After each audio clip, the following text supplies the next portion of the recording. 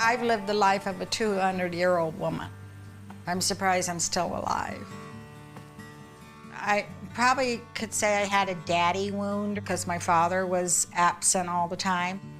But I was always looking for that male figure to protect me. It's 1968, and Wendy Mazaris is 13 years old, running wild in rural Nevada. Las Vegas was a great place to grow up during the 60s and 70s. Vegas was sort of a Hollywood playground. The Rat Pack was here, Frank Sinatra, Dean Martin, Marilyn Monroe. But meanwhile, it was a small town with small town friendliness. My parents did the best they could with what they had. My mother was gone from 5:30 in the morning until 6 o'clock at night. She had top security clearance to Area 51. Area 51 is a U.S. Air Force military installation in southern Nevada and the birthplace of the nuclear bomb. My mother always kept a tight lip on what she did, and she would always make sure and call home to tell us when a bomb was going to go off because the entire house would rattle. My father was a truck driver. He was an absent father because he was on the road so much. We probably saw him once a week, if that. When they do see their dad, he is often drunk and abusive to Wendy and her siblings. Dad, I think probably due to his drinking, picked on one particular kid and her brother, Michael. One time, Michael snuck me out of the window, and we went out for a little bit, came back, and my father started calling me horrible names. He called me a whore. At one point, he had my brother up in the corner. He had his hands around his neck, and he was choking him. And my mother had just walked in the house, and she'd taken off her shoe, and she started hitting my father with the heel on his head to make him get off Michael. Wendy dreams of escaping the abusive household and turns to the glamour of downtown Las Vegas. I was about 14 when we started taking the bus down to Fremont Street. Fremont Street was where the Horseshoe was, the Pioneer Saloon, and there was a Woolworth store at one of the corners where she and her friends would hang out. One day, we took a trip into Las Vegas. We went in the Horseshoe Club because Teddy Binion was a nice-looking guy, and he walked up to us and offered us some ice cream. He immediately had his arm around her waist. He obviously focused on her because she's very beautiful. She loved that attention and this sort of sense of respect that she felt she hadn't gotten anywhere before. Teddy is the 26-year-old son of Benny Binion, the owner of the Horseshoe Casino. Benny Binion was maybe the most famous at that time casino owner in all of Las Vegas. The Horseshoe was renowned for basically no-limit betting, and he took all bets. I was hanging out with Teddy till late in the evening, and eventually it led into a romantic time. Wendy is 15 at this point, but she looks much older, and soon her relationship with Teddy turns sexual. Thought I was an adult, and I thought I could do it on my own. And I would go home, and my parents would be very upset because it was way past curfew, and my parents had enough, and they were going to take me to juvenile home. I ran, and I called Teddy. Teddy hid me up in the casino. He started buying me nice clothes, jewelry, sent me to the beauty salon, and he started sitting me with gamblers, high rollers that would fly in. I would sit at the $1 million poker tournaments.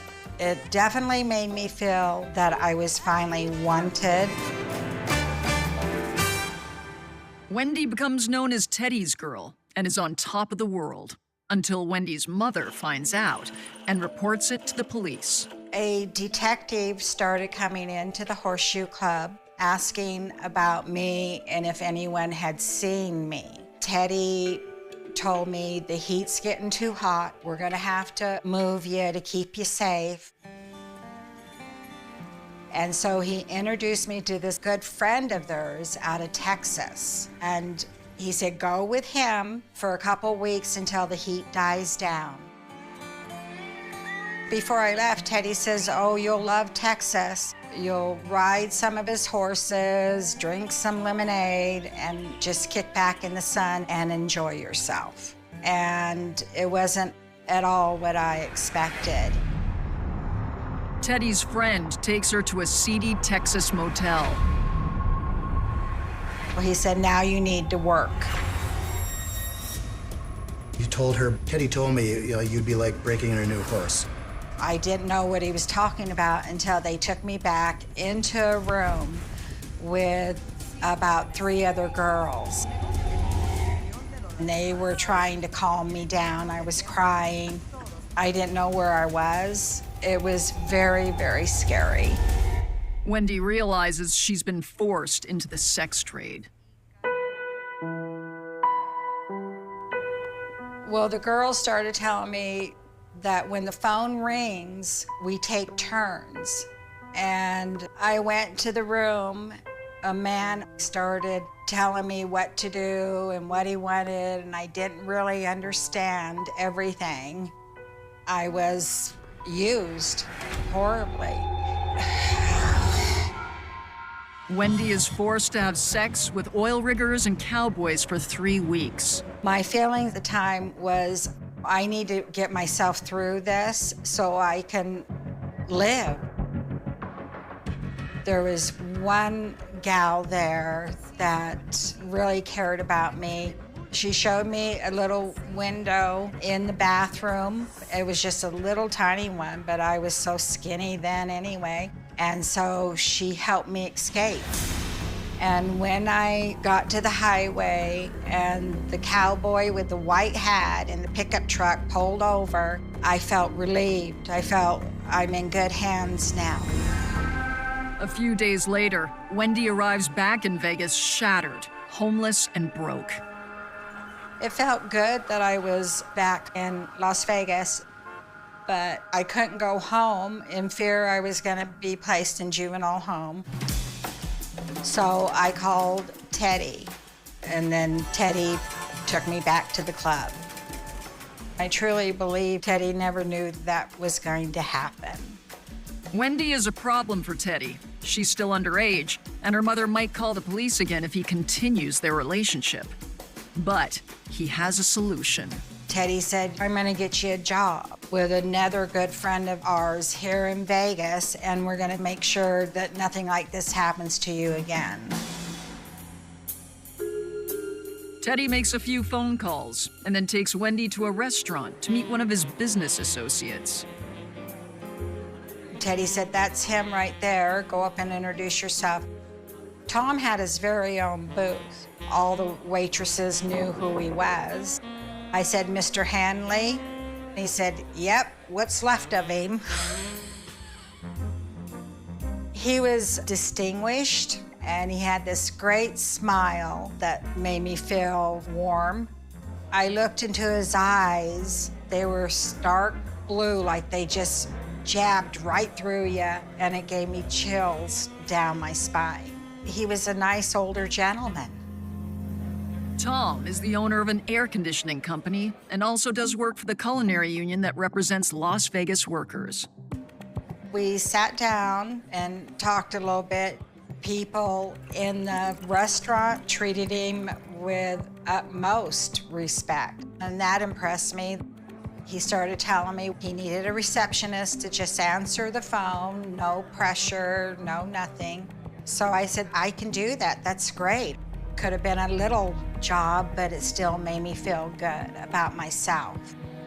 Teddy did ask him, now she's gonna be in good hands, right, Tom? Tom said, of course she will. And that began her relationship with one of the most notorious hitmen in Las Vegas history. Wendy Mazzares is thankful for her new job with businessman Tom Hanley, who has taken her under his protective wing. The following day, I rode with him in the truck. He took me to the business, and there was no one there. It was just Tom and I. And I sat there and waited, but the phone never rang. And it was a pretty boring job, but I was still happy to have it. Tom seems pleased to have company. Only 3 months earlier, he lost his wife of 40 years to a suspicious overdose of sleeping pills. His 36-year-old son, Granby, lives nearby and works with Tom, who lives alone. Tom's house was an older home, but it was a nice home. The job comes with room and board, so Wendy moves in with her new boss. He made me feel comfortable. I thought he was a gentleman. I felt good inside. I felt good inside about the whole situation. I felt like Tom was definitely giving me a chance to straighten out my life. Wendy settles into a routine, far from the abuse she suffered at her parents' and in the Texas brothel. But before long, she learns the true nature of Tom's work and why the phone never rings. His air conditioning company is a cover for something far less cool. One day, Tom took me to a restaurant on Maryland Parkway, which everyone in Vegas knew the gangsters hung out. And when we left, I said, "What are you doing in a restaurant like that?" He says, "I work for the mob." I was floored. I really didn't know what to say because one minute he has the air conditioning business and the next minute he's working for the mob. Tom Hanley's connection to the culinary union and to mobsters made him a powerful force in Las Vegas. A feared force, actually, more than respected. And suddenly it started making sense why Tony Spilotro would show up at our home. Tony Spilotro, people will know basically as Joe Pesci from the movie Casino. Go get my money or I'll put your brain to sleep. He was considered like an enforcer. People feared him for that. Tom's son Granby works with Tony Spilotro in the infamous hole-in-the-wall gang, burglarizing jewelry stores. Granby was a heroin addict. He was just very unpredictable and scary.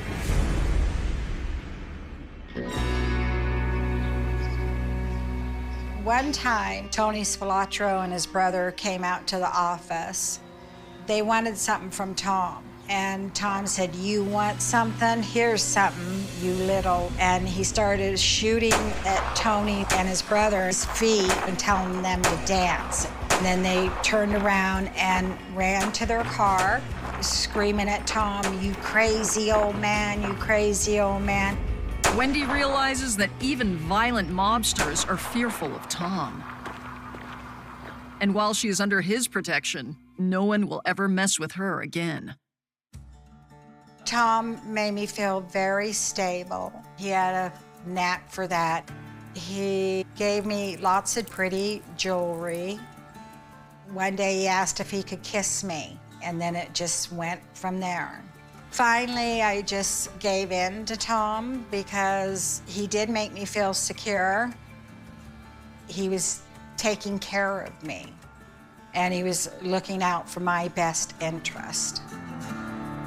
Tom is 58 and Wendy is 19 when he asks her to marry him in 1976. He said, "You know, we really need to get married and get married Western style." And I said, "Okay, that sounds great." When Tom proposed to me, I felt a little bit more secure. I know how sick that sounds, but I felt more secure because I figured if I was his wife, then he wouldn't hurt me. You know, you've heard of sort of the Oedipus complex. He was the father she never had, and she was this incredibly beautiful young woman to him.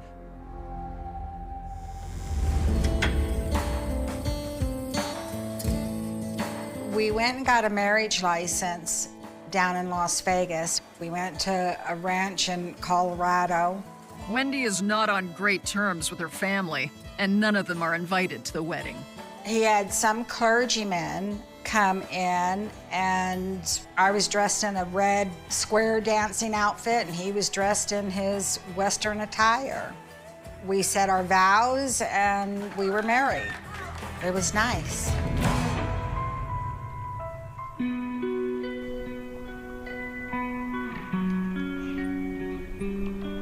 After we got back from being married, Tom scooped up all the beautiful gowns I had, and he burned them. An overwhelming feeling came over me that, wow, maybe he does care, maybe he's doing it for a reason. Maybe that life that I was living prior, I'll never go back to. But this was not done with good intentions. In fact, this is the first sign that Tom will not be Wendy's protector, but her new controller. I had left to go up to meet an old friend, and he had followed me. When I got back, I walked through the front door, and he was there with his fist clenched, and he was shaking, screaming, "Where have you been? I'm gonna knock your head off if you don't tell me the truth." That was one of the first times that I saw Tom in such a fit of rage. I felt, this guy's really gonna kill me. He's really going to kill me. It just terrified me. She couldn't really have friends because he didn't want her talking to anybody about anything that happened. After that, he never let me out of his sight. I was always with him, or I was with someone he knew. Tension escalates one day when Wendy notices some jewelry Tom has given her is missing. Tom's son Granby, the jewel thief, is her first suspect. I stormed out of the house, walked over to Granby's, knocked on the door. I said, "Where's my jewelry? I know you took it." He said, "I don't know what you're talking about." And I said, "I'm gonna call the cops." And that was the worst thing I could have said. He was going to kill me right then and there. And he jumped on top of me, and he was literally strangling me. I was going in and out, and I couldn't breathe. I thought I was dead.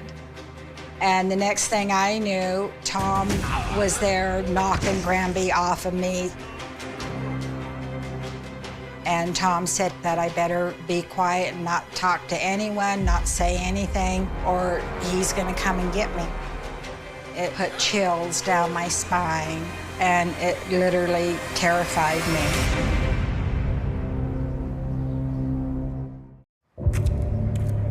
Wendy Mazaris's marriage to Las Vegas mobster Tom Hanley has become an exercise in survival. I felt more and more trapped. I felt like I was digging a deeper and deeper hole. And Wendy's ties to Tom are about to be made deeper.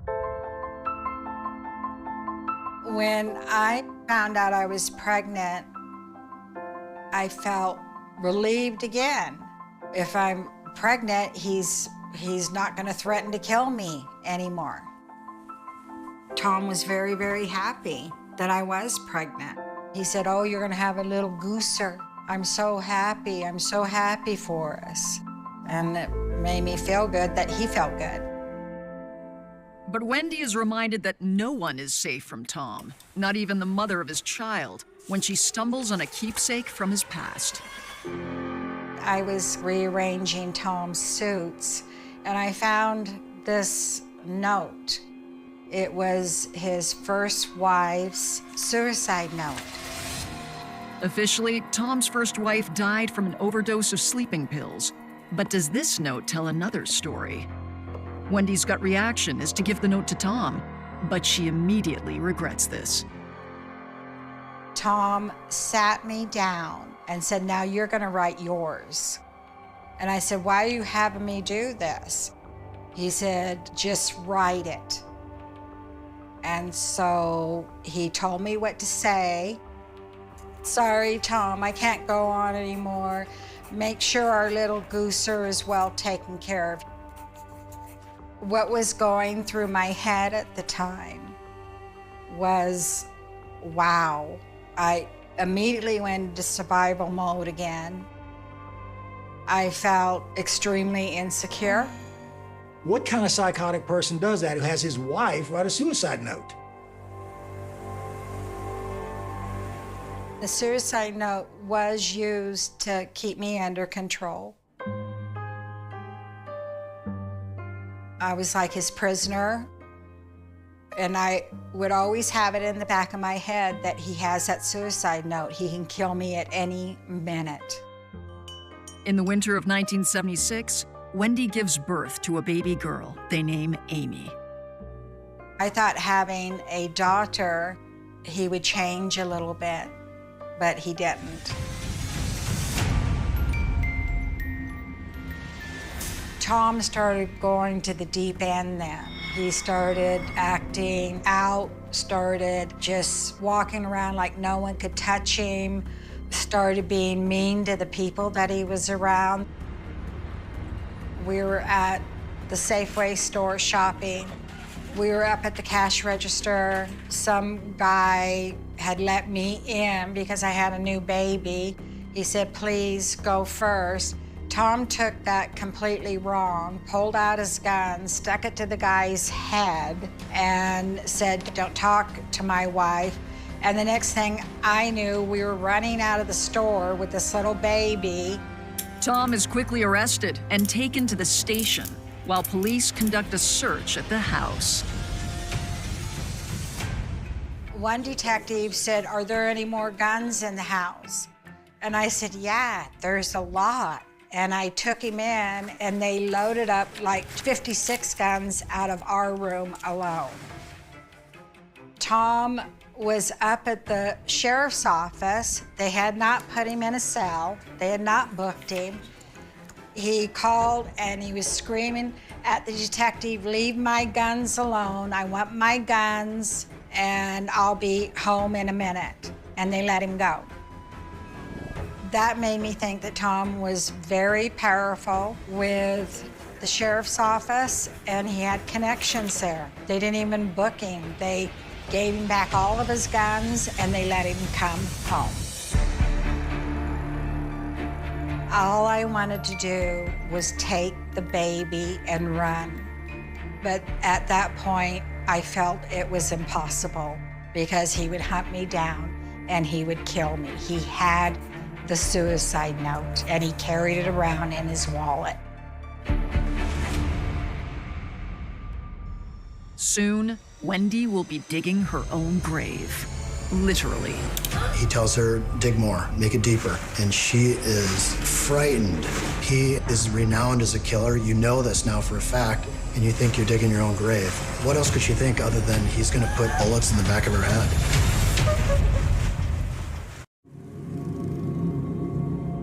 Hitman Tom Hanley's powerful influence over the police and the mob turns his wife Wendy into a prisoner.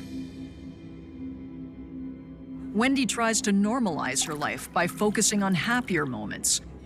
She relishes the times they spend with their close friends, Al and Barbara Bramlett. We went to Barbara's house and had dinner. I liked Al too. I thought he was nice. Making sure my pregnancy went okay and always asking questions how I felt. He seemed like a pretty genuine gentleman. Al is the head of the Culinary Union, and its members are 25,000 strong. Al Bramlett was the top person for Culinary 226. It's the most powerful union in Las Vegas, representing casino workers. He also uses that position to exert enormous influence and power to enrich himself and also to inflict violence on people who didn't bow to his will. Al Bramlett also used Tom Hanley to threaten people who didn't unionize. It seemed to me that Tom really liked Al. He was one of his best friends of 36 years. In late February 1977, Tom comes home unusually late one night. He came in gave me a big hug and said, I love you. Then he walked to the laundry room, took off his clothes and put them in the washer. You could see little spits of blood on them. Then he pulled out this jewelry, and one was a tiger ring. Later on, we got a call from Al Bramlett's wife, Barbara. Barbara was asking Tom, have you seen Al? He didn't get off the plane. When the media learns Al Bramlett is missing, it's big news. We have checked with a number of persons who were closely associated with Mr. Bramlett. We have been unable to come up with any reason as to his disappearance. I saw it on the news that Al Bramlett didn't come home. At that point, I thought, tiger ring. That scared me right there. Could have Tom gone and hurt Al? Where was he gone for so long? I thought to myself, he couldn't have killed one of his best friends of 36 years. He couldn't have hurt him. What did he do? The following day when we woke up, there was a detective from the sheriff's department at the door and tipped off Tom. Tom leaves Wendy to deal with Las Vegas investigators by herself. I let them in. They sat in the front room, and we're looking for Al Bramlett. Do you know where he's at? And I said, no, I don't. I'm at home here with my baby. And they said, do you know what in the hell you're living with? And I said, no. And he said, your husband is a killer. It was the detective that came over earlier in the day that told Tom what was going on. That moment, I didn't trust anyone. I couldn't trust the cops. I couldn't trust Tom. Who was I to trust? If police know about the thing that he's doing, and even they don't try to stop him, what are they gonna do for her? Just another example of how trapped she was in this whole nightmare.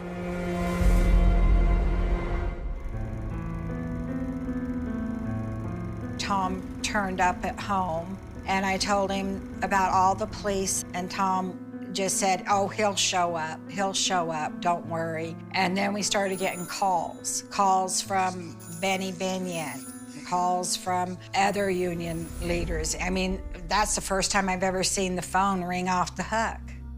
Over the next 2 weeks, the police question Tom multiple times, but he continues to deny any involvement. I thought they were protecting Tom.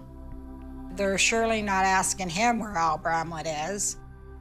That's what kind of mindset I was in. Tom again leaves the city and he goes to Arizona. Tom's very worried. He told Wendy that she would have to leave the house and never come back. He had me so brainwashed at that point. Do what Tom tells you to do. I loaded up a bunch of boxes and documents and stuff, and they went into storage. When Tom returns, he tells Wendy to arrange a sitter for Amy. He is taking Wendy for a drive in the desert. And he kept assuring me everything was going to be okay, but I better keep my mouth shut. Tom has a stash of clothes and jewelry he wants to get rid of. We had a little ranch out in Pahrump. And he dug a hole, and he said, always remember where this is. I said, okay. He dropped the jewelry in the hole. Then Tom plants a tree to mark the location. In my mind, I'm thinking, is this really Al's jewelry? All I wanted was for Al to be okay. We got back in the vehicle. He pulls along the side of one of the canyons, and he said, come follow me. He says, start digging a hole. And he pulled out the gun, and he had it at the back of my head. And he said, start digging. So I got on my hands and knees, and I was digging with my hands. By this time, Wendy has seen too much, and she is a liability for Tom. And he cocked the gun, and I thought he was gonna kill me.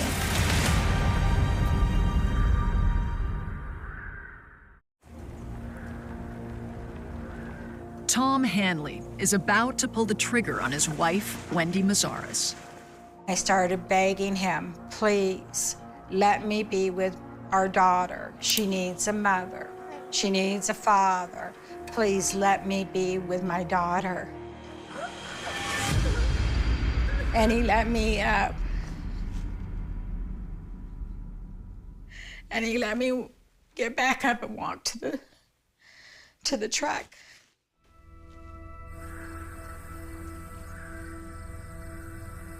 He turned to me and he said, you're probably right. Amy does need someone to be with her. And then we just started driving.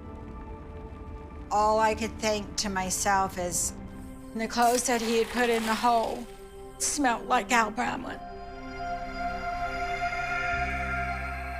3 weeks after Al Bramlett disappears, hikers near Nevada's Potosi Mountain come across a gruesome sight.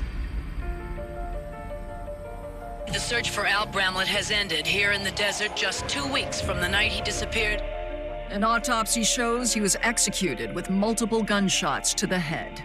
My heart sunk because I always, in the back of my mind, thought that Al was just going to show up, that maybe they had him tied up somewhere or something and everything was going to be okay, but it wasn't. He was gone. After the news breaks, police pay another visit to Wendy. They said, do you know who your husband is and what he does? And I said, he owns the air conditioning business. They said, no, he's one of the most prolific killers of all time. It was so shocking to hear that come out of homicide detectives' mouths. Was I in denial? Probably yes. Was I brainwashed? Yes. It was just a horrible, horrible life. He was thought of to have killed an FBI agent, William Coulthard. He was thought to have bombed 2 restaurants, the Alpine Village and the Starboard Tack. The rationale was the Culinary Union wanted them in the union and they didn't want to unionize. Tom has gotten away with murder before, but this time, a tipster gives police a break in the Al Bramlett murder case. An informant came to them and said that he was there when Al Bramlett was killed and that he was with Tom and Granby Hanley, who actually did the killing. The Hanleys were upset because a couple of bombs they had planted didn't go off at businesses in Las Vegas that Bramlett wanted blown up. So, according to the Hanleys, Bramlett didn't pay them for that, $10,000. So they go to shake down Al Bramlett. Bramlett was kidnapped from the airport parking lot. They go into the desert outside of Las Vegas. At some point, Tom says, hey, Al. Al turns around and he shoots him in the head. He ended up getting shot 6 times, including once in each ear. All his clothes were taken off of him. He was buried under a pile of rocks in the desert with his hand sticking up to wave goodbye to the world. A warrant is put out for the father and son fugitives, and on April 29, 1977, Granby and Tom are arrested in Phoenix, Arizona. It was a media frenzy, and it was a frenzy at the Hanley house as well. It was astonishing news. It felt good, it really did, but it took a few days for it to sink in. Were they gonna let him go again? Was he locked up for good? Tom really did kill one of his best friends. He took him out and he killed him, just like he was gonna do to me. Tom and Granby are flown from Phoenix to Las Vegas to be tried for murder. When they land, Tom gives a statement while in handcuffs. I never had any animosity towards Al Bramlett. He was one of the best friends I ever had.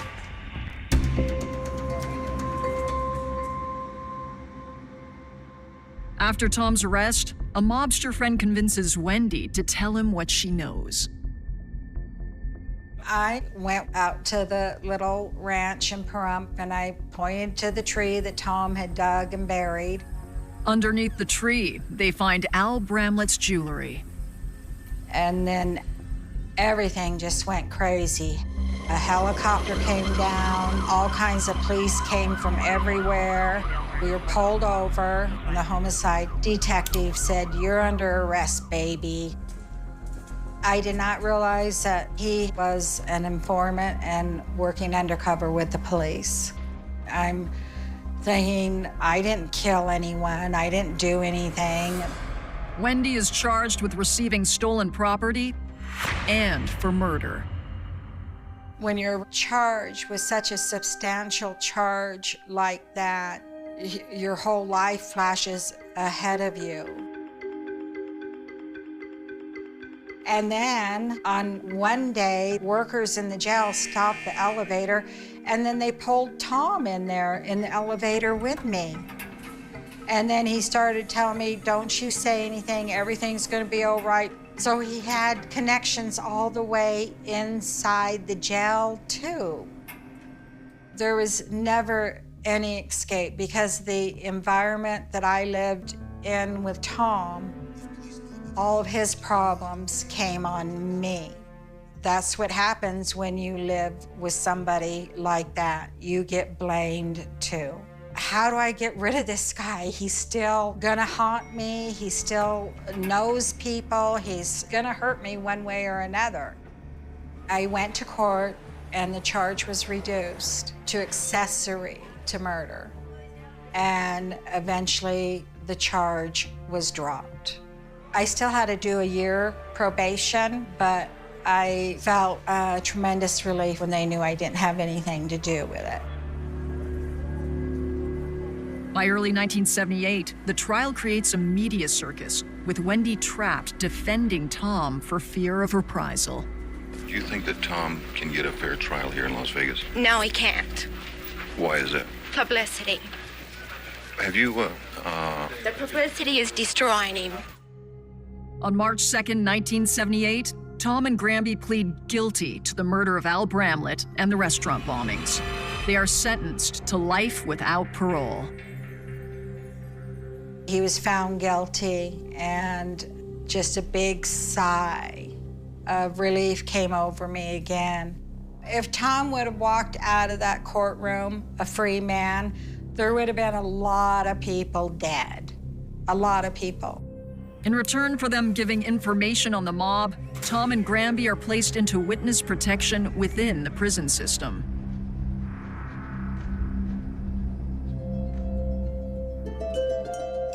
I felt bad for our daughter, Amy. I was able to disassociate myself with him and stand back and see everything he put me through. After the trial, Wendy moves to California and attends college to try and start a normal life. She is only 22 years old. There is no depths to a man like Tom Hanley. Once you're in their world, it's very hard to escape. And it was for me. I had to learn the hard way. Years after escaping Tom Hanley, Wendy finds the courage to tell her story. She publishes a book about her experience as a mob wife called Vegas Ragdoll. Today, Wendy has been happily married for 25 years. And unlike many men in her life, this one is special. She definitely had guardian angels, probably one on each shoulder. We're complete opposites, but he does love and he protects me. He's a true husband. Wendy's a very loving, strong person with convictions that will carry to the end. He accepts me for who I am. He's taught me how to trust a little bit more. Yeah, she met me, and I guess I was like the savior of her life for real, because I'll never let anything happen to her. He truly loves me, and I love him. And I searched and searched, and I finally found the right man, a good man.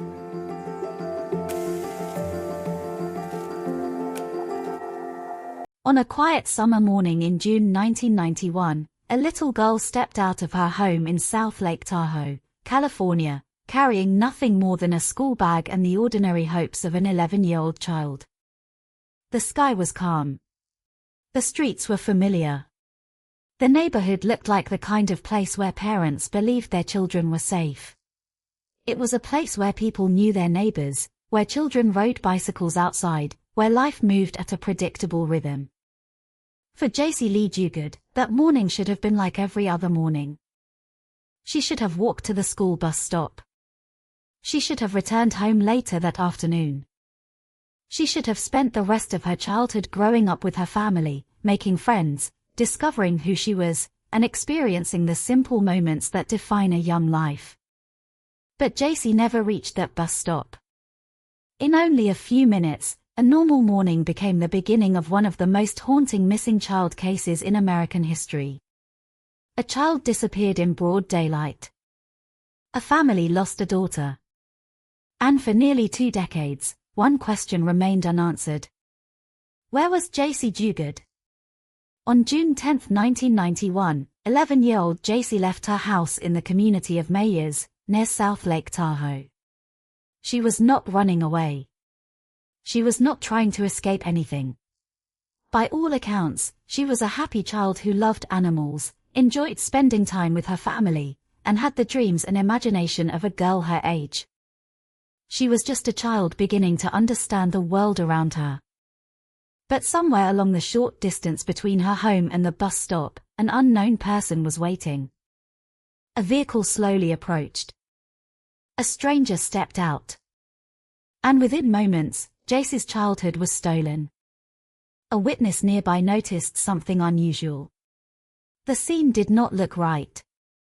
There was something alarming about what was happening. The witness saw a young girl being taken, and immediately understood that this was not a normal interaction. The alarm was raised. The police were called.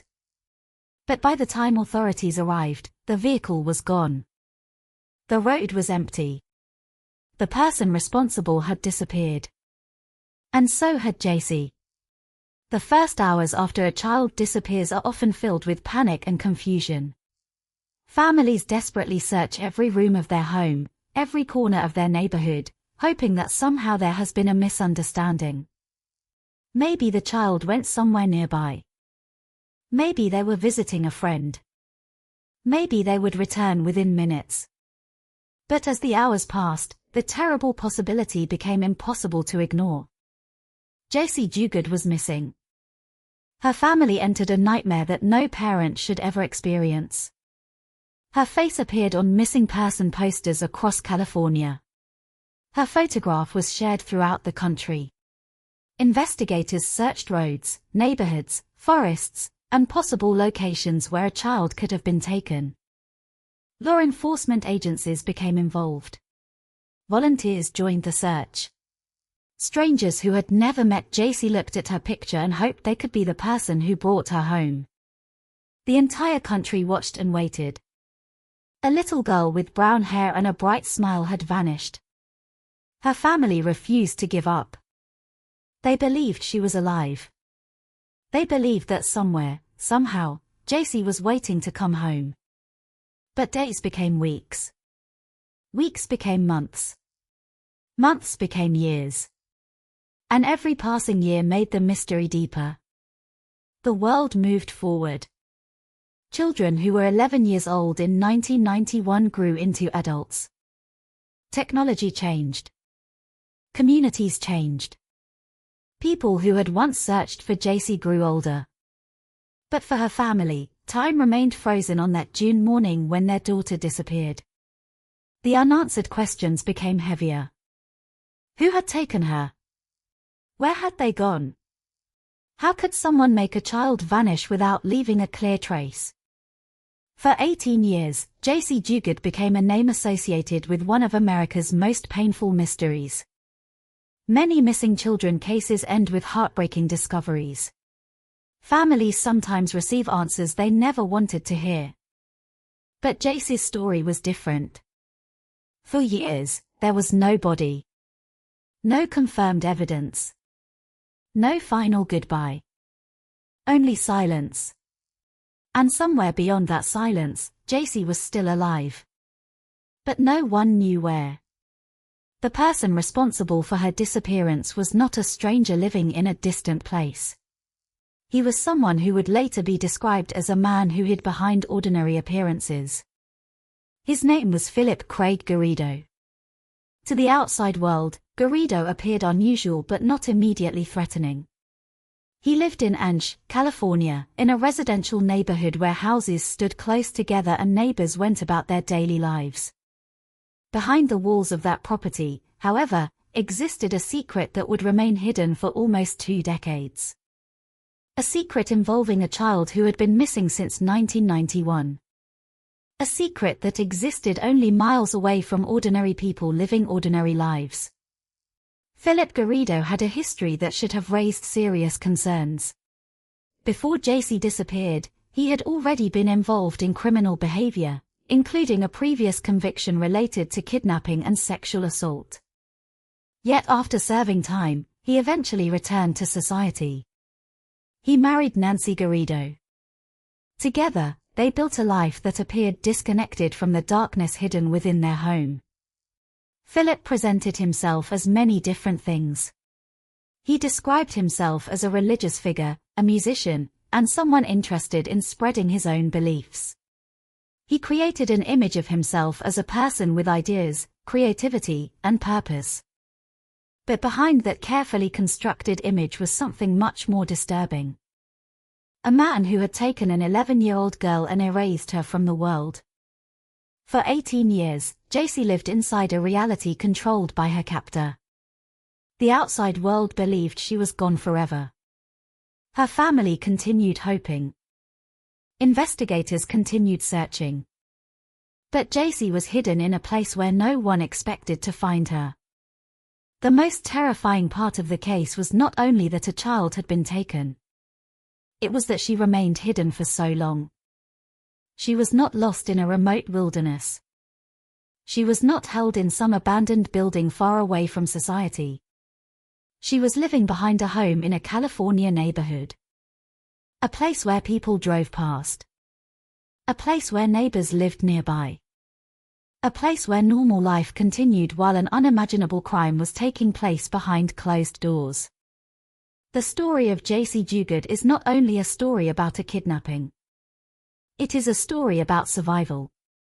It is about a young girl who entered a nightmare at 11 years old and somehow found the strength to continue living. It is about a family that spent 18 years refusing to abandon hope. It is about a community that searched for answers. And it is about the shocking moment when a mystery that had lasted nearly 2 decades finally began to unravel. Because after 18 years of silence, something happened. A chance encounter. A few questions. A moment when someone looked closer. And suddenly, the name JC Duguid was no longer just a name on a missing person poster. The girl who disappeared was found. The child America had searched for had survived. But before the world could celebrate her return, investigators would have to uncover the horrifying truth of what had happened during those lost 18 years. A truth that would reveal how one person could hide a terrible secret for nearly 2 decades. A truth that would forever change the way people looked at missing children cases. This is the story of JC Duguid. The story of a girl who vanished. The story of a family who never stopped searching.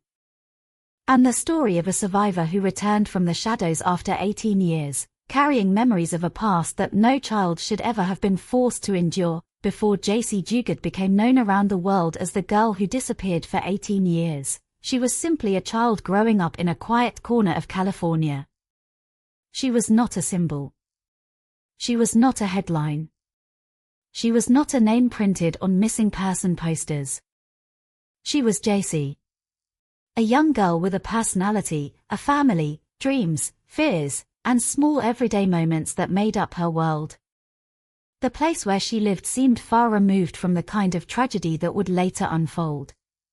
South Lake Tahoe was known for its natural beauty, surrounded by mountains, forests, and the deep blue waters of one of the most famous lakes in America. It was a place where nature dominated the landscape. Tall pine trees covered the hillsides. The air carried the scent of the forest.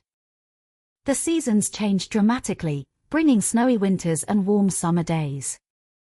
For many families, it was the kind of environment where children could grow up believing the world was safe. The communities around Lake Tahoe were filled with people who valued a quieter lifestyle. Neighbors often recognized familiar faces. Children played outside. Families built routines around school, work, and home. It was the kind of place where parents wanted to raise their children. And for J.C. Duguid, it was home. Born on May 3, 1980, J.C. spent her early childhood surrounded by family. She was described as a bright and energetic child, someone who had a gentle nature and a strong connection with animals. Like many children her age, she had simple interests. She enjoyed spending time outdoors. She loved animals. She had the curiosity and imagination of a young girl discovering the world around her. She was not a child who wanted to disappear. She was not a troubled teenager searching for a way out. She was an ordinary 11-year-old girl beginning the early stages of growing up. Her family life had its challenges, as many families do, but those challenges did not change the fact that J.C. was loved. Her mother, Terry Probin, was deeply connected to her daughter. The relationship between a mother and child is often built through thousands of small moments. Morning conversations. Shared meals. Laughing together. Comfort during difficult days. The little routines that seem ordinary at the time often become the memories people hold onto when everything changes. For Terry, those ordinary moments would later become priceless memories. Because after June 10, 1991, she would spend years wondering if she would ever experience another one. At the time, nobody in the Duguid family knew that a normal morning would become the final moment of a normal childhood. Nobody knew that the person responsible for taking J.C. would not only steal her freedom but would also force her family into nearly 2 decades of uncertainty. The days leading up to her disappearance gave no warning. There was no obvious sign that something terrible was approaching. There was no dramatic event. No suspicious stranger repeatedly seen around the neighborhood. No clear danger that anyone could identify. That is one of the most painful realities of cases like J.C.'s. The moment before tragedy often looks exactly like any other moment. A child leaves home. A parent says goodbye. A door closes. And nobody knows that life is about to change forever. On that morning in June, J.C. followed her usual routine. She prepared for school. She left home. She walked toward the bus stop. The distance was not far. It was a route she likely knew well. A route that should have been safe. But safety is sometimes an illusion. And in the space of a few minutes, a familiar road became the location where an innocent child was taken away from everything she knew. After the disappearance, the community around South Lake Tahoe changed. The feeling of security disappeared. Parents looked at their children differently. A simple walk to school no longer felt as ordinary. The question that haunted everyone was the same. How could this happen here? How could a child disappear from a neighborhood where people lived, worked, and passed by every day? The search for J.C. became one of the largest efforts in the area's history. Investigators examined possible leads. Volunteers searched through surrounding areas. Posters carrying J.C.'s photograph appeared throughout California. Her face became familiar to millions of people. A smiling child looking back from a piece of paper. A child who represented every parent's worst fear. The investigation faced an enormous challenge. There was a vehicle description. There was a witness. But there was no clear path leading to J.C. The person who took her had managed to leave behind very little information. And as time passed, investigators faced one of the most difficult realities in missing child cases. The longer a child remains missing, the more complicated the search becomes. Every possibility must be considered. Every lead must be followed. Every report must be examined. But with every passing day, hope becomes harder to protect. For Jace's family, however, hope never disappeared. They continued believing that somewhere she was alive. Somewhere she might be waiting. Somewhere she might need them. That belief would become one of the strongest forces keeping them moving forward. While the search continued in South Lake Tahoe, another story was unfolding far away in Anch, California. A place that appeared completely unrelated. A quiet neighborhood. A normal-looking house. A man named Philip Garrido. At first glance, there was nothing that connected this man to the disappearance of an 11-year-old girl. But behind the appearance of normal life was a carefully hidden world. Philip Garrido was not someone who suddenly became dangerous in 1991. His history showed warning signs long before Jaycee vanished. Years earlier, he had already entered the criminal justice system. In 1971, Garrido was convicted in a case involving the kidnapping and sexual assault of a woman in Nevada. He was sentenced to prison. During his time incarcerated, he was eventually released and later moved forward with his life. But the past he carried was not visible to everyone around him. After marrying Nancy Garrido, he settled into a life that appeared quiet from the outside. Their property in Anch contained a house and a large backyard area. To neighbors, it was simply another residence. But behind that property line was a hidden space that would later become one of the most disturbing locations connected to a kidnapping case in American history. The area contained structures and enclosed spaces where Garrido would eventually keep Jaycee hidden. A private world separated from the outside. A place where years would pass without anyone realizing what was happening.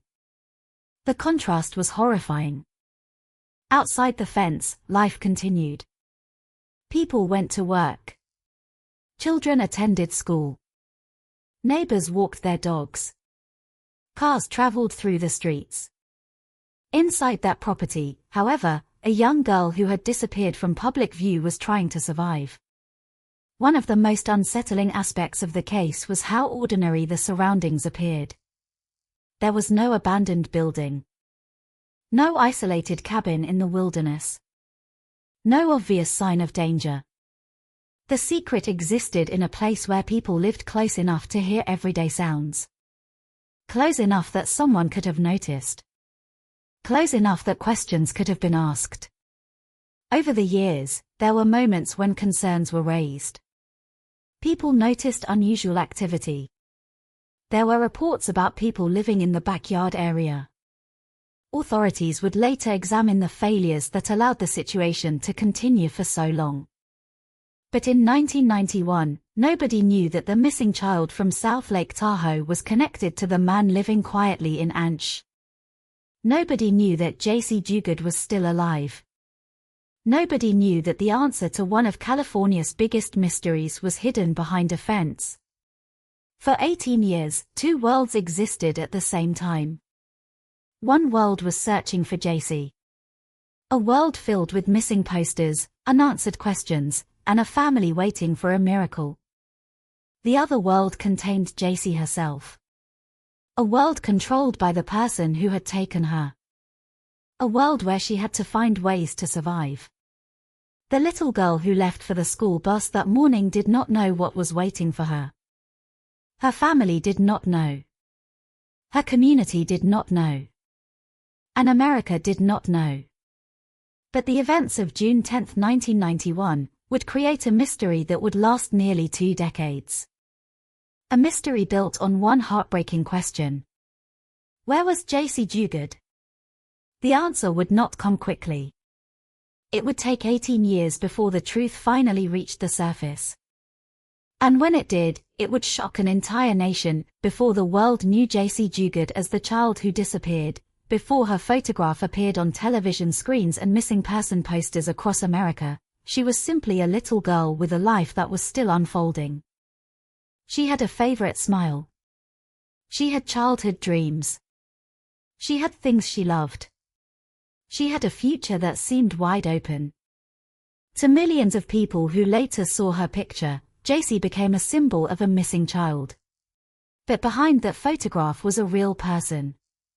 A girl who laughed, who cared deeply about animals, who enjoyed ordinary moments, and who had no idea that one morning would separate her from everything familiar.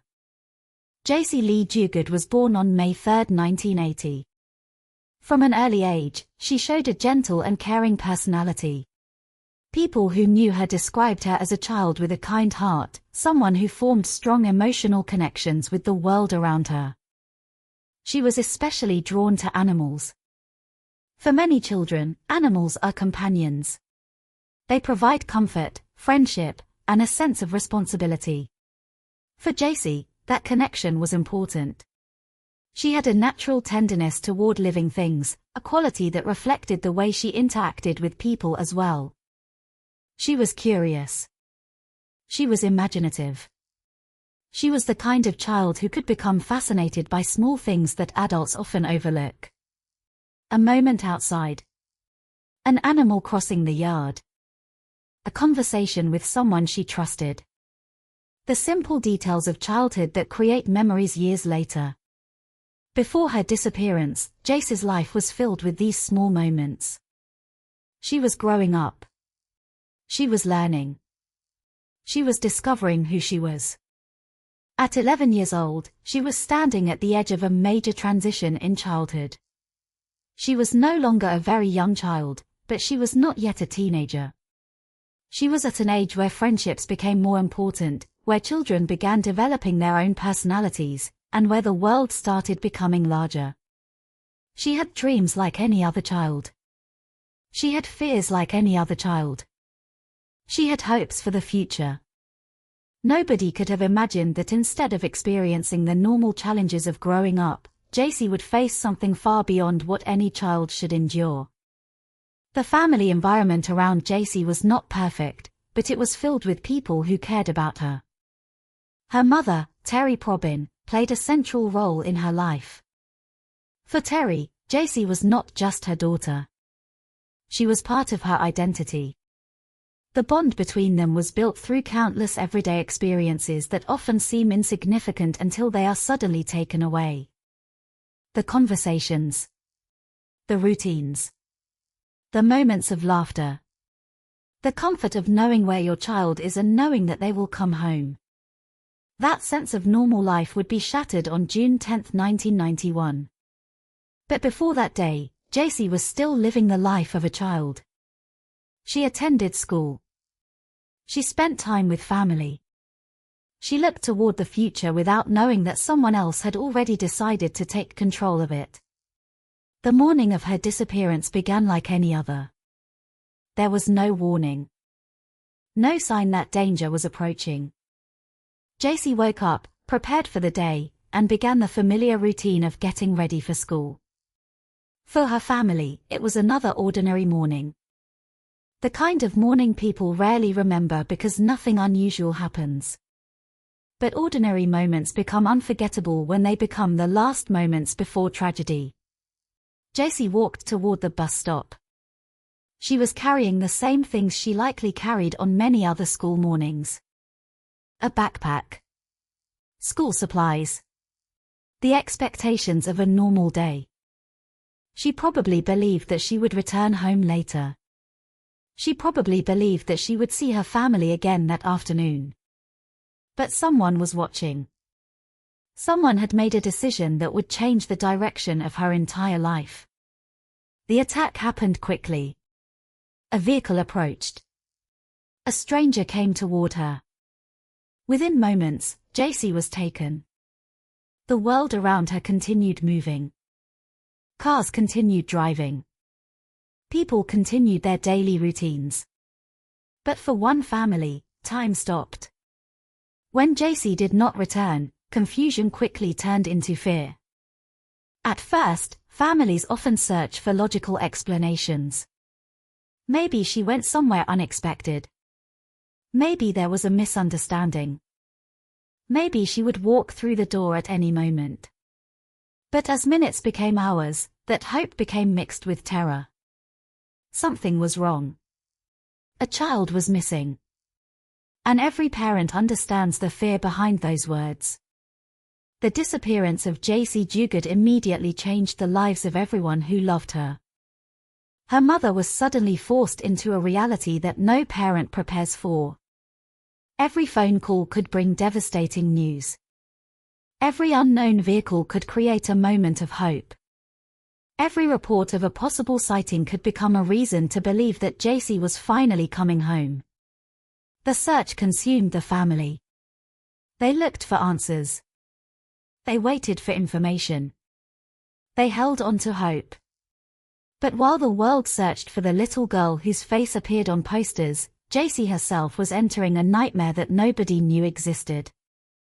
The first moments after a kidnapping can define the victim's entire experience. For a child, being taken away from home is not only physical separation. It is psychological destruction. Everything familiar disappears. The voices of family members. The safety of home. The routines that create comfort. A child's understanding of the world is built on trust. Parents are supposed to protect. Home is supposed to be safe. Adults are supposed to help. But when an adult becomes the source of danger, the child is forced into a reality that is impossible to understand. J.C. was only 11 years old. She did not have the life experience of an adult. She did not have the freedom or resources to escape. She was placed in a situation where survival became the priority. The person who took her was much older, much stronger, and completely in control. Philip Garrido was not just physically controlling her. He was controlling the environment around her. He controlled what she saw. What she knew. Who she interacted with. The outside world continued existing, but J.C. was separated from it. Her name remained connected to a missing child investigation. Her family searched for her. But the person she had become was hidden away from the world. One of the most painful aspects of J.C.'s story is understanding the passage of time. When she disappeared, she was 11 years old. When she was found, she was 29. 18 years of birthdays passed. 18 years of holidays passed. 18 years of changes that should have happened naturally. A child who should have experienced school dances, friendships, teenage discoveries, and the process of becoming an adult instead lived under the control of a captor. Yet despite the unimaginable circumstances, J.C. survived. Survival does not always look like resistance. Sometimes survival means adapting. Sometimes survival means finding small moments of control in a situation where almost everything has been taken away. J.C.'s ability to endure became one of the most remarkable parts of her story. The world often asks why victims do not escape. Why they do not fight back. Why they do not run when opportunities appear. But captivity is not only about locked doors or physical barriers. It is also about fear. Manipulation. Psychological control. A victim's entire understanding of reality can be shaped by the person holding power over them. J.C. was not simply missing. She was trapped inside a world created by her captor. Meanwhile, outside that world, her family continued living with uncertainty. They never had the answers they needed. They never knew whether J.C. was alive. They never knew whether the next day would bring hope or heartbreak. But they continued believing. They kept her memory alive.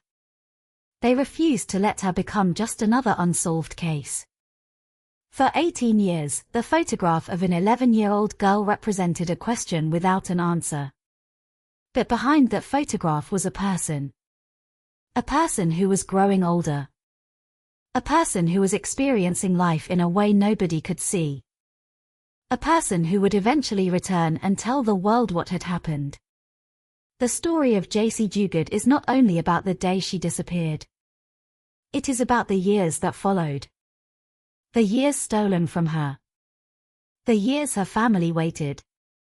The years when an entire nation wondered if she would ever be found. And before the investigation, the courtroom battles, and the shocking discovery that finally revealed the truth, there was one thing that mattered most. Jaycee Dugard was still alive. Somewhere beyond the missing posters. Somewhere beyond the unanswered questions. Somewhere beyond the hope and heartbreak of those searching for her. A little girl who vanished in 1991 was fighting to survive.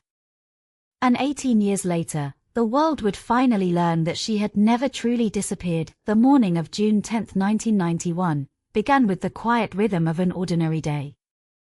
There was nothing in the air that suggested something terrible was about to happen. The streets of South Lake Tahoe looked familiar. The homes stood peacefully. Families were beginning their daily routines. Parents were leaving for work. Children were preparing for school. For Jaycee Dugard, it was supposed to be another normal morning. She was 11 years old. An age where life still feels simple. An age where the biggest concerns are usually school assignments, friendships, hobbies, and what the future might bring. She had no reason to believe that danger was nearby. She had no reason to believe that someone had already decided to change her life forever. Like countless mornings before, Jaycee got ready for school. She followed the routine she knew well. She prepared herself for the day ahead. She stepped outside her home. And she began walking toward the bus stop. It was a short journey. A familiar path. A route she had likely taken many times before. The kind of walk that becomes automatic after repeating it over and over. A child does not usually think about danger during moments like these. They think about the day ahead. They think about friends. They think about lessons at school. They think about returning home later. For Jaycee, however, this walk would become the last moment of her childhood freedom. Somewhere along that route, a vehicle appeared. A car moved into her world. A stranger approached. And within moments, the safety she believed surrounded her disappeared. The vehicle was described as a grey-colored car. Inside was a man who had already made a decision. A decision that would affect not only Jaycee's life but also the lives of everyone who loved her. The encounter happened quickly. There was no long conversation. No opportunity for Jaycee to understand what was happening.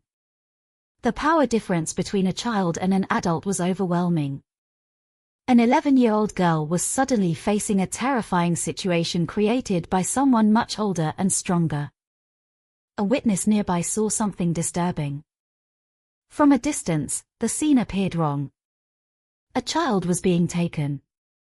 The interaction did not look like a normal conversation between an adult and a child. The witness immediately recognized that something was happening that should not be happening. That observation would become one of the few pieces of information available to investigators in the early hours of the case. But by the time authorities arrived, the moment was already gone. The vehicle had disappeared. Jaycee had disappeared. And the quiet neighborhood where she had lived was suddenly transformed into the center of a desperate search. For her family, the first hours were filled with confusion and disbelief. At first, there is often a moment when people try to convince themselves that everything has a simple explanation. Maybe she went somewhere nearby. Maybe she was with a friend. Maybe she would appear soon. But the longer Jaycee remained missing, the more frightening the reality became. A child had vanished. And nobody knew where she was. The police response began immediately. Investigators collected information from witnesses. They examined the area around the bus stop. They searched for any clue that could reveal what direction the vehicle had taken. The description of the car became critical. The witness account became critical. Every small detail mattered. Because when a child disappears, even the smallest piece of information can become the difference between finding them and losing them forever. The search expanded quickly. Officers looked through nearby areas. Volunteers joined the effort. The community that had once felt peaceful became filled with fear and questions.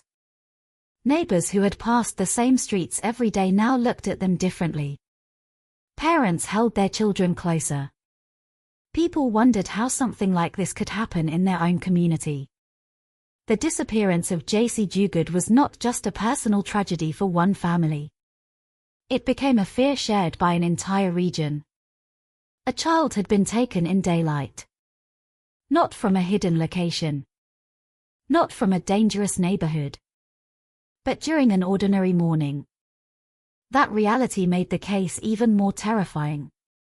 If it could happen to J.C., people wondered, could it happen to anyone? As investigators worked through the evidence, one of the biggest challenges became obvious. There was no clear trail. No immediate suspect. No location where J.C. could be found. The person responsible had managed to remove her from the area quickly. And with every passing hour, the chances of finding immediate answers became more difficult. The first day became the first night. The first night became the first week. But the search did not stop. J.C.'s photograph began appearing everywhere. Her face became a reminder of a missing child whose family was waiting. A smiling 11-year-old girl looking into the camera. A picture taken before everything changed. The image represented who J.C. was before the disappearance. A daughter. A child. A person with a future. For her family, that photograph was not just evidence. It was a connection. It was proof that J.C. existed beyond the mystery. Beyond the investigation. Beyond the questions. Every missing child case carries a painful uncertainty. Families do not know what happened behind the last known moment. They do not know if their loved one is afraid. They do not know if they are suffering. They do not know if they will ever see them again. For Terry Probin, J.C.'s mother, those questions became part of daily life. Every day without answers created another layer of pain. But giving up was never an option. The search continued. The hope continued. Even when years began to pass, J.C.'s family refused to believe that she was simply gone. While investigators searched South Lake Tahoe and surrounding areas, the person responsible had already taken J.C. far away. The truth was hidden hundreds of miles away in Anch, California. A location that would not become connected to the case for nearly 18 years. At the time, nobody knew that J.C. was not lost. She was hidden. Nobody knew that she was not somewhere abandoned. She was living behind the walls of an ordinary-looking property. Nobody knew that the answer to one of California's most heartbreaking mysteries was already existing quietly in another community. The first days after J.C.'s disappearance created a national search. But behind that search was another reality. A reality where an 11-year-old child was trying to understand a situation no child should ever experience. She had been removed from everything familiar. Her family. Her home. Her childhood. The world she knew had disappeared in a matter of minutes. The person who took her had not only stolen her physical freedom. He had stolen the future she was supposed to have. The years ahead would bring unimaginable challenges. Years that would include fear, isolation, manipulation, and survival. But in June 1991, nobody knew how long the nightmare would last. Nobody knew that the search would continue for almost 2 decades. Nobody knew that J.C. would not be found as a child. She would be found as a woman. The missing girl from South Lake Tahoe would eventually return, but she would return carrying 18 years of experiences that the world could barely understand. The morning of June 10, 1991, was not just the day J.C. Duguid disappeared. It was the day an entire nation began searching for her. It was the day a family entered a painful waiting period. And it was the day a hidden crime began. A crime that would remain buried for 18 years before the truth finally emerged. For 18 years, the disappearance of J.C. Dugard remained one of the most haunting mysteries in California. The image of an 11-year-old girl continued to exist in the minds of investigators, her family, and the public. A child who had walked toward a school bus stop and never returned. A child whose disappearance had created thousands of questions but almost no answers. Every missing person investigation begins with urgency. The first hours are critical. The first days can determine whether a victim is found quickly or whether the trail begins to disappear. But in J.C.'s case, the initial search produced something that investigators feared most. Silence. There were no immediate answers. No clear suspect. No location. No explanation for how a child could vanish so quickly. The community of South Lake Tahoe refused to accept that J.C. was simply gone. People searched roads, fields, and surrounding areas. Volunteers walked through neighborhoods and forests, calling her name, hoping for any response. Law enforcement officers followed every possible lead. Every report was examined. Every suspicious detail was investigated. But the case slowly entered a painful stage familiar to many families of missing children. The stage where hope remains alive, but certainty disappears. For J.C.'s family, each day brought a new emotional battle. A phone call could bring hope. A knock at the door could bring fear. A reported sighting could create a moment of excitement followed by disappointment. The world continued moving forward, but for J.C.'s loved ones, life remained connected to one unanswered question. Where was she? Investigators examined the details available from the morning she disappeared. One of the most important pieces of information was the witness account. Someone had seen J.C. being taken. The witness provided a description of the vehicle involved. That detail gave investigators something to work with. But a vehicle description alone was not enough. There were thousands of similar cars. There were countless possibilities. And without additional evidence, the investigation faced an enormous challenge. The person responsible had managed to leave behind very little. As months passed, the search became more complicated. Missing children cases often create a painful reality. At the beginning, investigators have too many possibilities.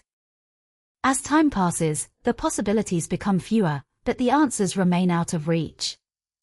The case files grew larger. The theories grew wider. But J.C. remained missing. Over the years, many investigators continued to examine the case. New information was reviewed. Old evidence was reconsidered. Advances in technology offered new possibilities. But the breakthrough everyone wanted never came. The question remained unanswered.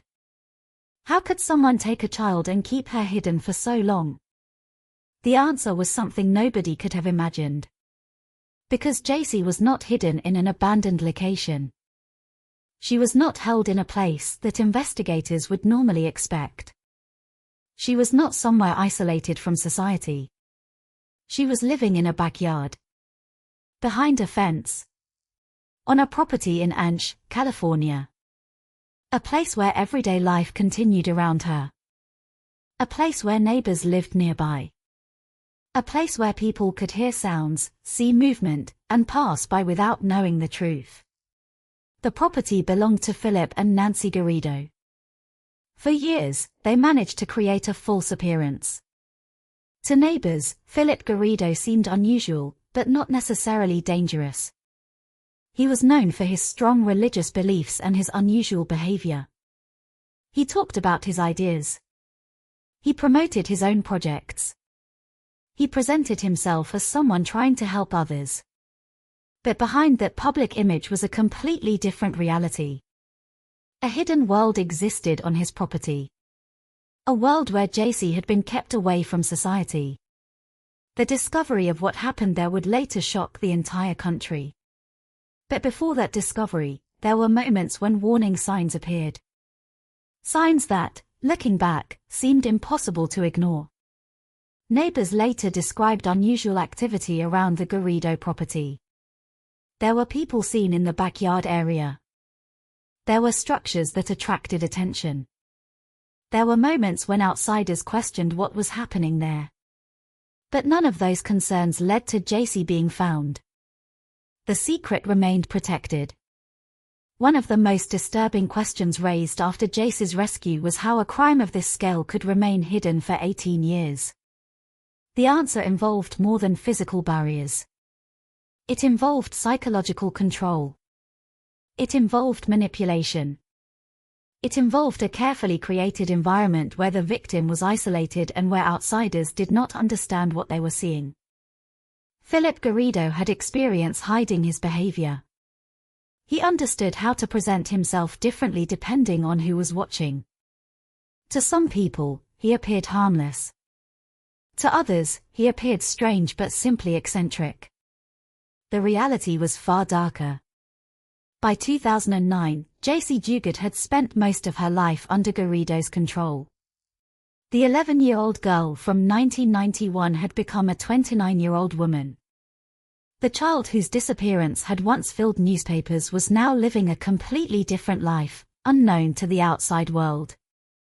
But the chain of events that would finally expose the truth began with an unexpected encounter. In August 2009, Philip Garrido entered the University of California, Berkeley campus. He was attempting to organize an event and was dealing with campus officials. During this interaction, something caught the attention of people there. There were young girls accompanying him. The situation seemed unusual. Something about Garrido's behavior raised questions. The people who encountered him did not know they were standing near the answer to one of the longest-running missing child mysteries in America. They did not know the young woman connected to him was not simply someone helping with an event. They did not know that behind her identity was a missing girl whose name had remained in law enforcement records for 18 years. But something felt wrong. Questions were asked. Information was collected. And slowly, investigators began looking closer at Philip Garrido. The investigation that followed would reveal disturbing details about his past. His criminal history. His previous convictions. And the possibility that the man standing in front of them could be connected to a disappearance that had remained unsolved since 1991. On August 26, 2009, Garrido was brought in for questioning. He arrived with 2 young girls and a woman. At first, investigators did not know what they were about to uncover. They asked questions. They checked information. They tried to understand the relationship between Garrido and the people around him. Then came the moment that changed everything. The woman identified herself. Her name was JC Duguid. For the investigators, those words were almost impossible to process. JC Duguid. The name belonged to a missing 11-year-old girl. A child who had disappeared 18 years earlier. A child whose case had remained open for nearly 2 decades. At first, there was disbelief. Could this really be the same person? Could the missing girl from 1991 actually be standing there? The answer would require confirmation. DNA testing would later prove what seemed impossible. The woman standing before investigators was indeed JC Lee Duguid. The child who vanished had survived. The mystery that had lasted 18 years had finally been solved. But the discovery brought not only relief. It brought painful questions. What had happened during those lost years? How had JC survived? How had someone hidden her for so long? And how had the world failed to find her? The discovery of JC Duguid was one of the most emotional moments in modern missing person history. A family that had spent 18 years waiting finally received the news they had dreamed of. Their daughter was alive. But the story was far from over. Finding JC was only the beginning. Now investigators had to uncover the truth behind 18 years of captivity. They had to understand how a child disappeared in 1991 and returned in 2009. They had to confront the reality of what had happened behind the fence of a quiet Ensch property.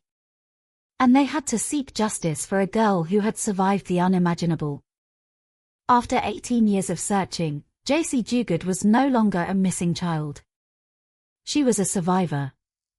And the world was about to learn her story when investigators heard the name J.C. Duguid spoken by the woman standing in front of them in August 2009. The past and the present suddenly collided. For 18 years, J.C.'s name had existed inside a missing person file. A photograph of an 11-year-old girl. A reminder of an unanswered question. A case that many feared might never be solved. But now, that same name belonged to a living woman standing before them. A woman who had not been found through a massive search operation. She had not been discovered because of a new piece of evidence from 1991. She had been found because someone finally looked closer at the man who had been hiding her. That man was Philip Craig Garrido. The investigation into Garrido began immediately after J.C.'s identity was confirmed. For authorities, this was not simply the conclusion of a missing child case. It was the beginning of understanding one of the most disturbing crimes in California history. Investigators had to answer a series of questions that seemed almost impossible. How had Garrido managed to keep J.C. hidden for 18 years? Who knew what was happening? Had anyone helped him? Why had previous warning signs not led to her discovery? And most importantly, what exactly had J.C. endured during the years she was missing? The investigation moved quickly, but every step revealed more disturbing details. The property in Ensch became the center of the case. For years, it had appeared to be an ordinary residential location. A house. A backyard. A place surrounded by normal life. But investigators soon discovered that the property contained hidden areas where Garrido had created a private world completely separated from society. Behind the main house was a collection of structures, tents, and enclosed spaces. It was a place designed for secrecy. A place where someone could remain unseen. The contrast was horrifying. Outside the property, people lived their daily lives. Children went to school. Neighbors went to work. Families spent time together. But inside that hidden area, J.C. Duguid had been living a life nobody knew existed. Investigators began documenting every part of the property. Every structure. Every object. Every possible piece of evidence. The location became a physical representation of 18 years of unanswered questions. Each area raised new concerns. How long had J.C. been kept there? How often had Garrido allowed her outside? Who else had been present? What opportunities had existed for someone to notice something was wrong? The answers would reveal a complicated story involving control, fear, and isolation. Philip Garrido was not a random criminal who acted without planning. The investigation showed a pattern of behavior. He created an environment where he maintained power. He controlled information. He controlled access. He controlled how others saw him. To neighbors and acquaintances, Garrido often presented himself as unusual but harmless. He spoke about religion. He talked about his ideas. He involved himself in creative projects. He created an image of a man who was simply different. But investigators saw something else. They saw someone who had spent years manipulating the people around him. Someone who understood how to hide behind appearances. Someone who had already demonstrated dangerous behavior long before J.C. disappeared. Garrido's criminal history became a major focus of the investigation.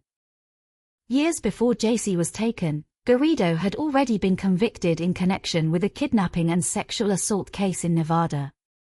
That history raised serious questions. How had a person with such a background been able to live freely? How had he been able to remain unnoticed for so long? The investigation into Garrido's past revealed a troubling pattern. His crimes were not the actions of someone who suddenly became dangerous. There were warning signs. There was a history. There were moments when authorities had already encountered him. But none of those moments led to the discovery of JC. As detectives continued gathering information, they also examined Nancy Garrido's role. Nancy was not simply a person living beside Philip. She had been present during JC's captivity.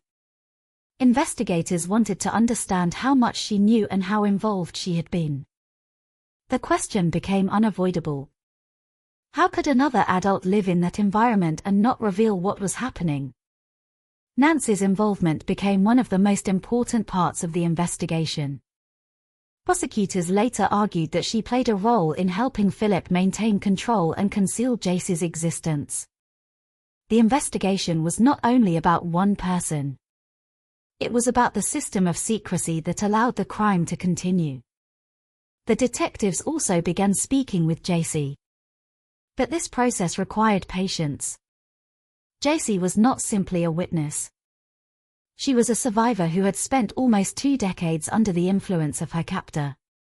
Investigators understood that recovering the truth would take time.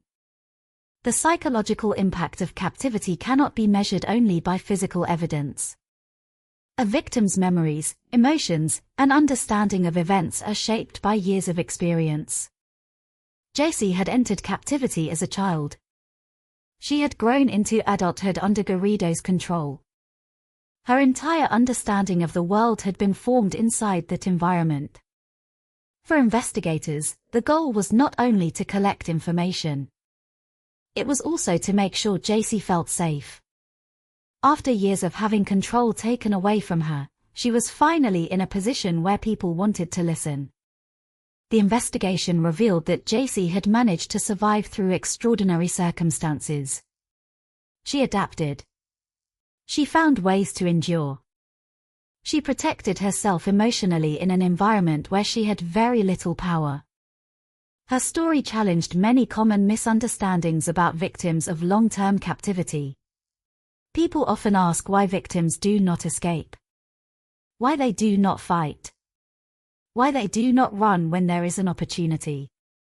But investigators understood that captivity is not only about locked doors. It is also about psychological control. Fear. Manipulation. Dependence. A person can be trapped even when physical escape seems possible. As investigators continued building the case, they began reconstructing the timeline. June 10, 1991. The day JC disappeared. The years that followed. The movements of Philip and Nancy Garrido. The hidden life behind the Ensch property. Every detail became part of a larger picture. A picture that showed how one of the longest child abduction cases in American history had remained unsolved. One of the most shocking discoveries was that JC had not been completely isolated from society during her captivity. Over time, Garrido allowed her to appear in public situations connected to his activities. She was present at events. She interacted with people. She existed in the outside world. Yet nobody recognized her. The missing 11-year-old girl had become an adult woman whose identity remained hidden in plain sight. This detail became one of the most haunting aspects of the case. JC was not in another country. She was not hundreds of miles away from civilization. She was in California, living near communities filled with people. The investigation also examined previous encounters between authorities and Garrido. There had been opportunities when questions could have been asked. Moments when concerns existed. But the connection between Garrido and JC's disappearance remained undiscovered until 2009. The case became a painful examination of missed opportunities. Not because one single mistake explained everything, but because many small moments passed without revealing the truth. After collecting evidence, investigators had enough information to move forward. Philip and Nancy Garrido were arrested. The man who had kept a child hidden for 18 years was finally facing the consequences of his actions. The investigation had uncovered the truth. But justice would require another battle. A battle that would take place inside a courtroom. A place where prosecutors would present the evidence. A place where Jace's survival story would become part of a legal case. A place where the world would finally hear the details of what happened behind the fence in Ansh. The mystery of J.C. Duguid was over. But the pursuit of justice was only beginning.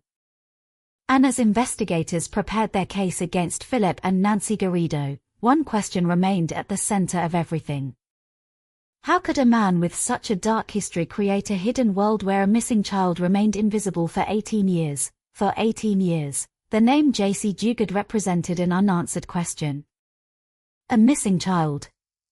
A family's endless hope. A case that remained open while time continued moving forward.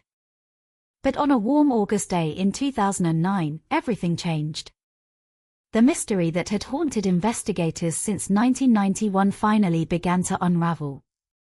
And the person who opened the door to the truth was the same man who had hidden it for nearly 2 decades. Philip Garrido. The discovery of J.C. Duguid did not happen because of a dramatic rescue operation involving hundreds of officers surrounding a secret location. It did not happen because investigators suddenly found a forgotten piece of evidence from the original case. It happened because a series of small observations led someone to ask questions. Questions that had waited 18 years to be answered. Before the breakthrough, Garrido was living in Ansh, California, continuing the life he had created around himself. To many people, he was an unusual man. He spoke about religion. He discussed his personal beliefs. He operated small projects involving music and public events. He created an image of someone who was different but not necessarily dangerous. However, beneath that appearance was a hidden reality. A reality involving J.C. Duguid and the 2 children who had been born during her captivity. For years, Garrido had managed to maintain control over the secret. But secrets of this size are difficult to protect forever. Eventually, something changed. On August 24, 2009, Garrido arrived at the University of California, Berkeley campus. He was there seeking approval for an event connected to one of his projects. He brought with him 2 young girls. And he was accompanied by a woman. To someone looking casually, the situation may not have seemed unusual. But to the people who interacted with Garrido that day, something felt different. There were details that raised questions. The situation did not completely make sense. The behavior of Garrido and the relationship between the people accompanying him created uncertainty. Those small doubts became the beginning of the breakthrough. The university police department became involved. Information was gathered. Questions were asked. And investigators began looking into Philip Garrido's background. When they examined his history, they discovered something extremely important. Garrido was not an ordinary man with no connection to crime. He had a criminal past. A past involving a serious sexual offense. Suddenly, the situation became more concerning. The man who had appeared before them was no longer simply an unusual individual. He was someone with a history that demanded deeper investigation. Authorities began examining the possibility that the people around him might not be who they appeared to be. The young woman accompanying him became a central point of interest. Who was she? Why was she with Garrido? And could she be connected to a missing person case? The questions became more urgent. Investigators contacted other agencies. They reviewed information. They compared details. And eventually, the impossible possibility began to emerge. Could this woman be J.C. Duguid? The same J.C. Duguid who disappeared in 1991. The same child whose photograph had appeared across California. The same girl whose family had spent 18 years waiting for answers. At first, the idea seemed almost impossible. After so much time had passed, many people assumed that if Jaycee were alive, finding her would be extraordinarily unlikely. But investigators knew they had to follow the evidence. They could not ignore the possibility. They had to ask the question.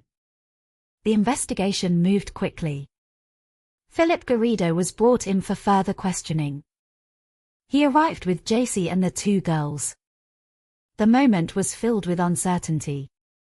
The investigators did not yet know if they were standing in front of a miracle or simply following a mistaken lead. Then came the question that changed everything. The woman was asked for her identity. Her answer was simple. Her name was Jaycee Dugard. For investigators, those words carried enormous weight. The name was not just a name. It was a memory. A file. A photograph. A case that had remained unresolved for almost 2 decades. Jaycee Dugard.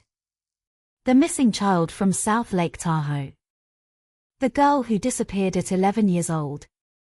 The girl who had been searched for across California. Could this really be her? The confirmation process began.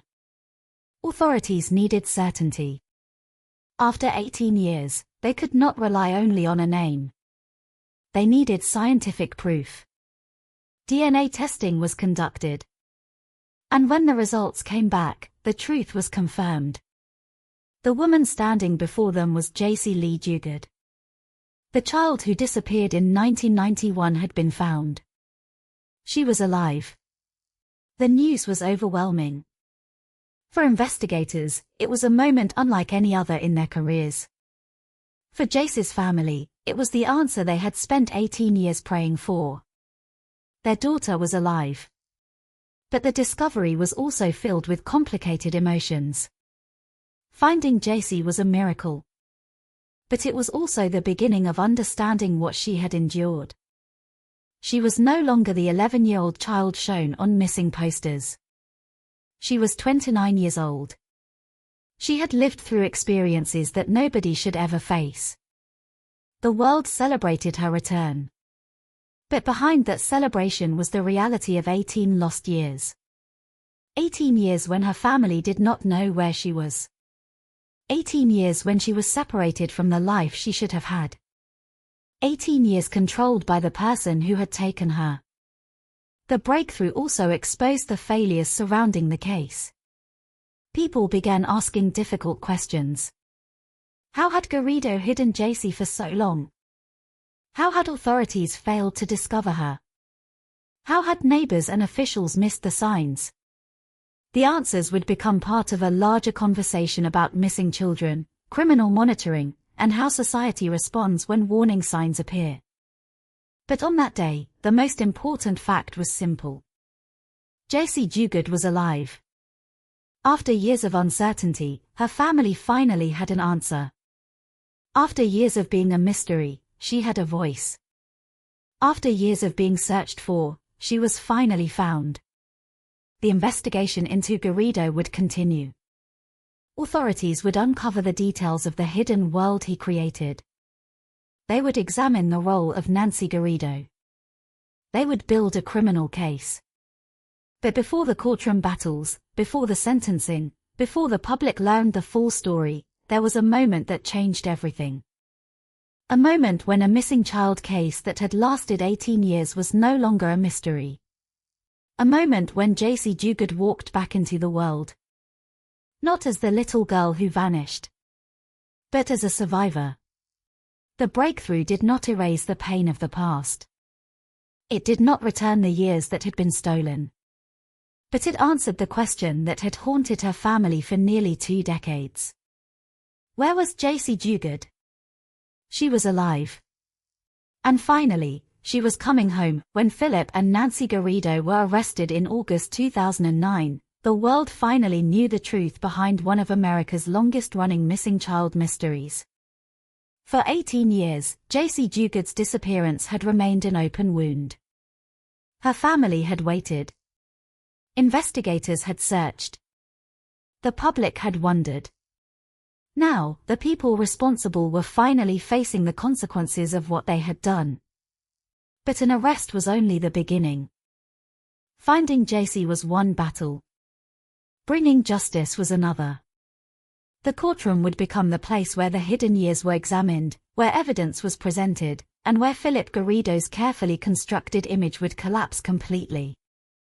For years, Garrido had attempted to control how people saw him. He presented himself as a man with unusual ideas. A religious figure. A musician. Someone who claimed to want to help society. But inside the courtroom, prosecutors would present a very different picture. They would show a man who had taken a child, hidden her away, and controlled her life for nearly 2 decades. A man who had built a secret world behind his home while maintaining the appearance of normal life outside. A man whose past had already contained warning signs long before Jaycee disappeared. The legal process began with investigators carefully building their case. They collected evidence from the Ange property. They reviewed Garrido's history. They documented Jaycee's experiences. They examined the actions of both Philip and Nancy Garrido.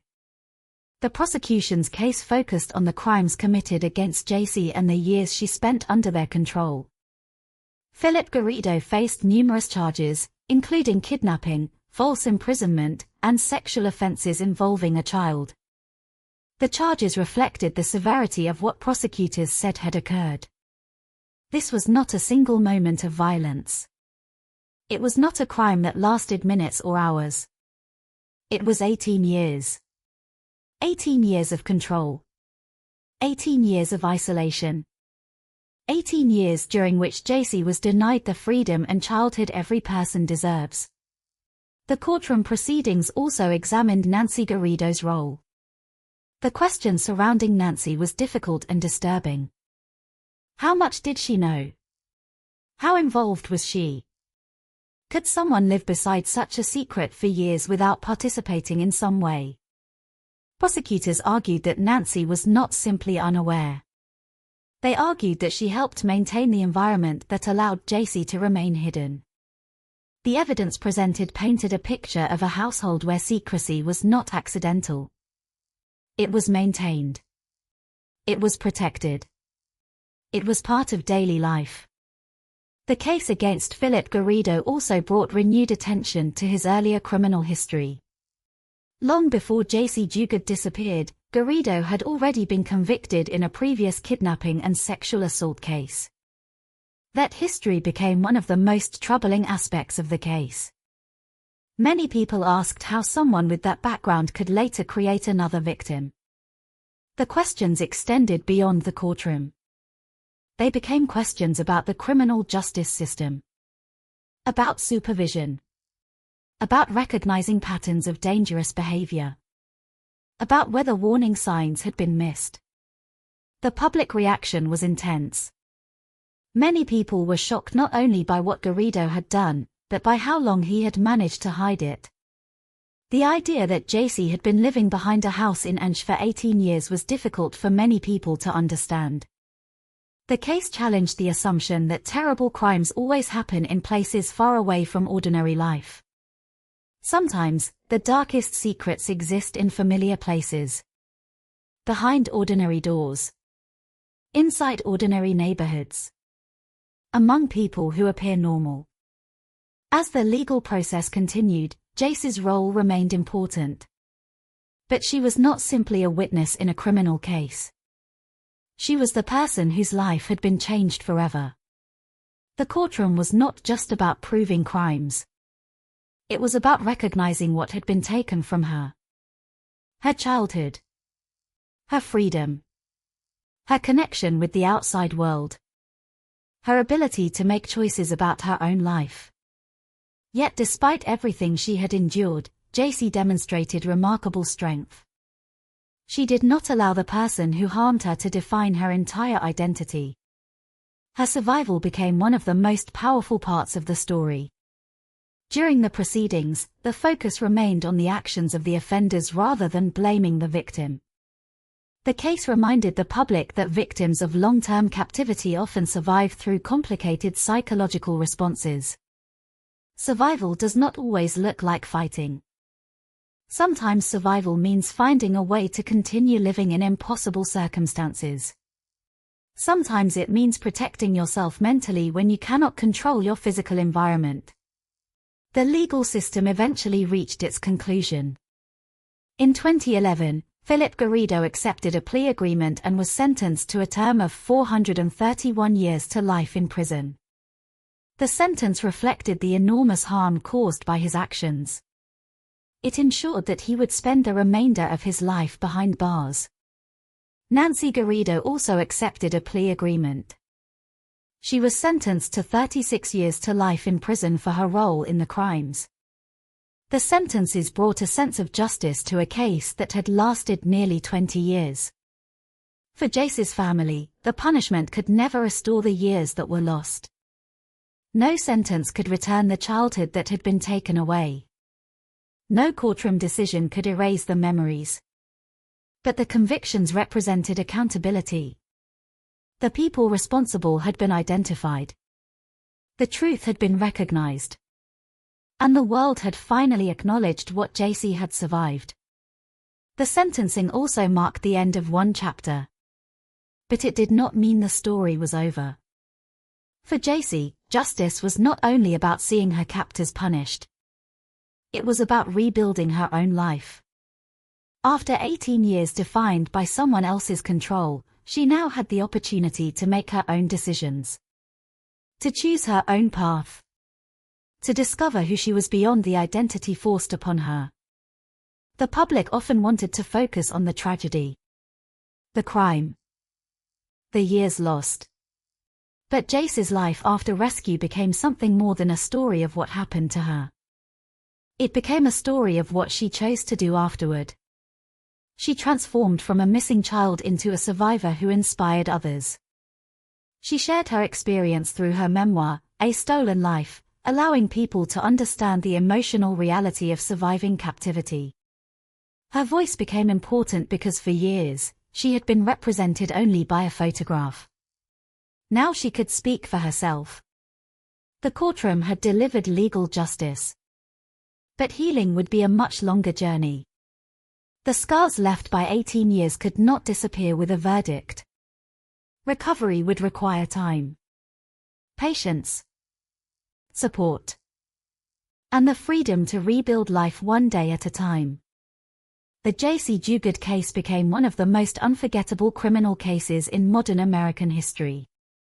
Not only because of the horror of what happened, but because of the extraordinary strength shown by the person who survived it. The courtroom revealed the crimes of Philip and Nancy Garrido. But it also revealed something else. The human ability to endure. The ability to survive unimaginable circumstances. The ability to move forward even after years of suffering. Justice had finally arrived. The man who had hidden Jace's existence for 18 years was no longer controlling the story. For the first time since June 10, 1991, Jace Duguid's story belonged completely to her. When Jace Duguid was found in August 2009, the world celebrated what seemed impossible. A missing child had returned. A family that had spent 18 years living with uncertainty finally received the answer they had prayed for. The photographs that had once represented a heartbreaking mystery now had a continuation. The little girl who disappeared in 1991 was alive. But beneath the joy of her rescue was a much more complicated reality. Finding Jace was not the end of the story. It was the beginning of a new one. A story about healing. A story about rebuilding. A story about a woman who had to create a life after losing almost 2 decades to someone else's control. For many people watching from the outside, Jace's return seemed like the perfect ending. The missing person case was solved. The criminals were arrested. The family was reunited. But survival does not erase what happened. A person who has endured years of captivity does not simply return to the life they left behind. The world had changed. And JC had changed with it. When she disappeared, she was an 11-year-old child. She left behind a world of childhood routines, school, friendships, and family moments. When she returned, she was 29 years old. She had become an adult in circumstances that nobody could have imagined. The years between those two moments belonged to a completely different reality. While other children her age experienced ordinary milestones, JC experienced something entirely different. She had to learn how to survive. She had to adapt to an environment controlled by Philip Garrido. She had to navigate a life where freedom was limited and where fear shaped daily decisions. After her rescue, one of the biggest challenges was helping JC transition back into a world that had continued without her. Technology had changed. Society had changed. People had changed. Even simple things that many people take for granted could feel unfamiliar after 18 years away from normal life. The world she returned to was not the same world she had left. But perhaps the greatest change was internal. JC had to rediscover herself.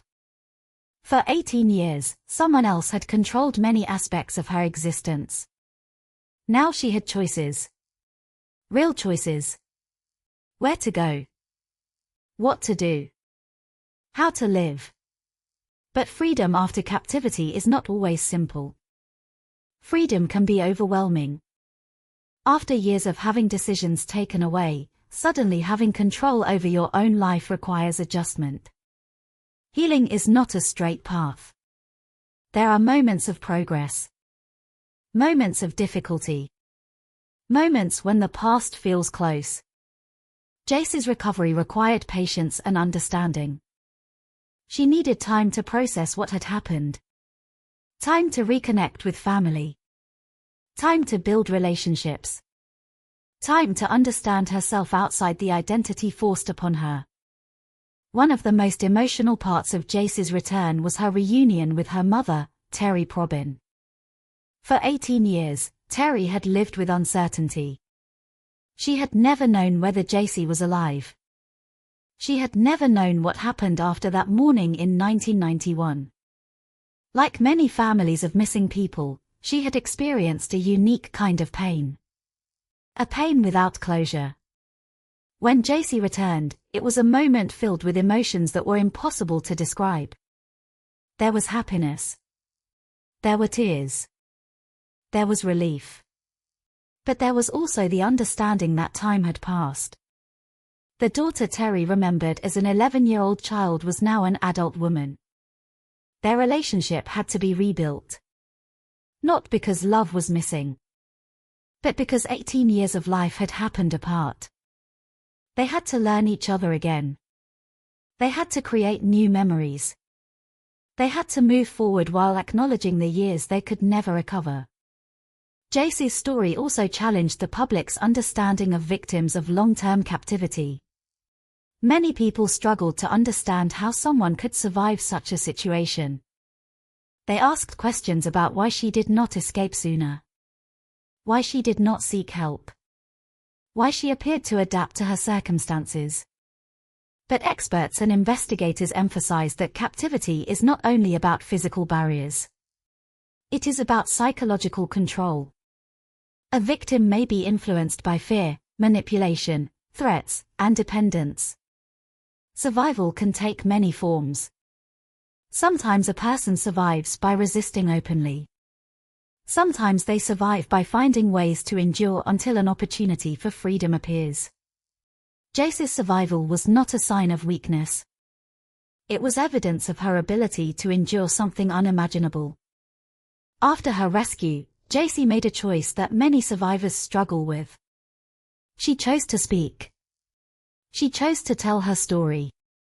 In 2011, she published her memoir, A Stolen Life. The book allowed her to describe her experiences in her own words. For years, the public knew her through headlines. Through a missing child photograph. Through reports created by others.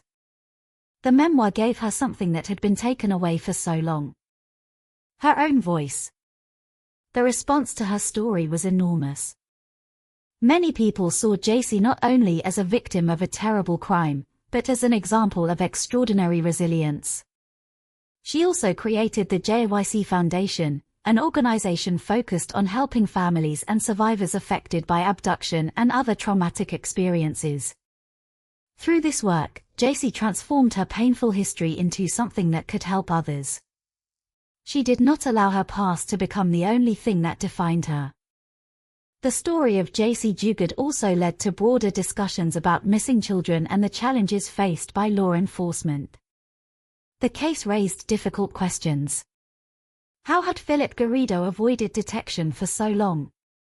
Why were earlier warning signs not enough to uncover the truth? How could a convicted offender continue living in the community without authorities discovering what was happening? These questions became part of the national conversation after Jaycee's rescue. The case highlighted the importance of monitoring dangerous offenders and responding seriously to warning signs. But beyond systems and investigations, the most powerful part of Jaycee's story remained personal. It was about one person who lost years of her life and still found a way forward. It was about a woman who refused to be defined only by what happened to her. It was about transformation. The world first knew Jaycee Dugard because she disappeared. But over time, people came to know her because she survived. Her story became a reminder that victims are not only defined by the crimes committed against them. They are also defined by their strength afterward. The years stolen from Jaycee could never be returned. The childhood experiences she missed could never be recreated. But she could decide what happened next. And that decision was powerful. She chose to rebuild. She chose to speak. She chose to help others. The aftermath of the Jaycee Dugard case was not simply about looking back at 18 years of darkness. It was about looking forward. It was about recognizing that even after unimaginable suffering, a person can still create a future. Jaycee's life after rescue showed that survival is not only about escaping a terrible situation. It is also about finding yourself again afterward. The girl who disappeared in 1991 became the woman who returned in 2009. And the woman who returned refused to remain trapped in the story of her captivity. She became the author of her own future. A future that belonged to her. When Jaycee Dugard was finally found in 2009, the world celebrated a miracle. After 18 years of uncertainty, a missing child case that had seemed destined to remain unsolved suddenly had an answer. Jaycee was alive. She had survived. She was coming home. But once the initial shock faded, another emotion began to take over. Questions. Many questions. Because the discovery of Jaycee Dugard was not only a story about a child who had been found. It was also a story about how she had remained hidden for so long. How had one man managed to keep such a devastating secret for nearly 2 decades? How had a convicted offender lived in the community without being discovered? How had warning signs appeared but failed to reveal the truth? And how could a child disappear from public view while the world continued searching for her? The case forced people to confront uncomfortable realities. Sometimes, the greatest mysteries are not created because there is no evidence. Sometimes they exist because the truth is hidden among ordinary moments that nobody recognizes as important. The story of Jaycee Dugard revealed how difficult it can be to identify danger when someone creates a convincing appearance of normal life. Philip Garrido did not live like someone hiding from society. He lived among other people. He spoke with neighbors. He interacted with the community. He presented himself as someone with unusual interests and strong personal beliefs. To many people, he seemed strange. But being strange is not the same as being dangerous. And that distinction allowed him to remain unnoticed. After Jaycee's rescue, investigators and the public began examining Garrido's history more closely. The questions became even more troubling because his past already contained warning signs. Before JC disappeared, Garrido had been convicted of serious crimes. He had already demonstrated dangerous behavior. Yet after serving his sentence, he returned to society. The case created a national discussion about how authorities monitor individuals with histories of violent or sexual offenses. People wanted to understand whether more could have been done. Whether better communication between agencies could have changed the outcome. Whether JC could have been found sooner. These were difficult questions because there was no single answer.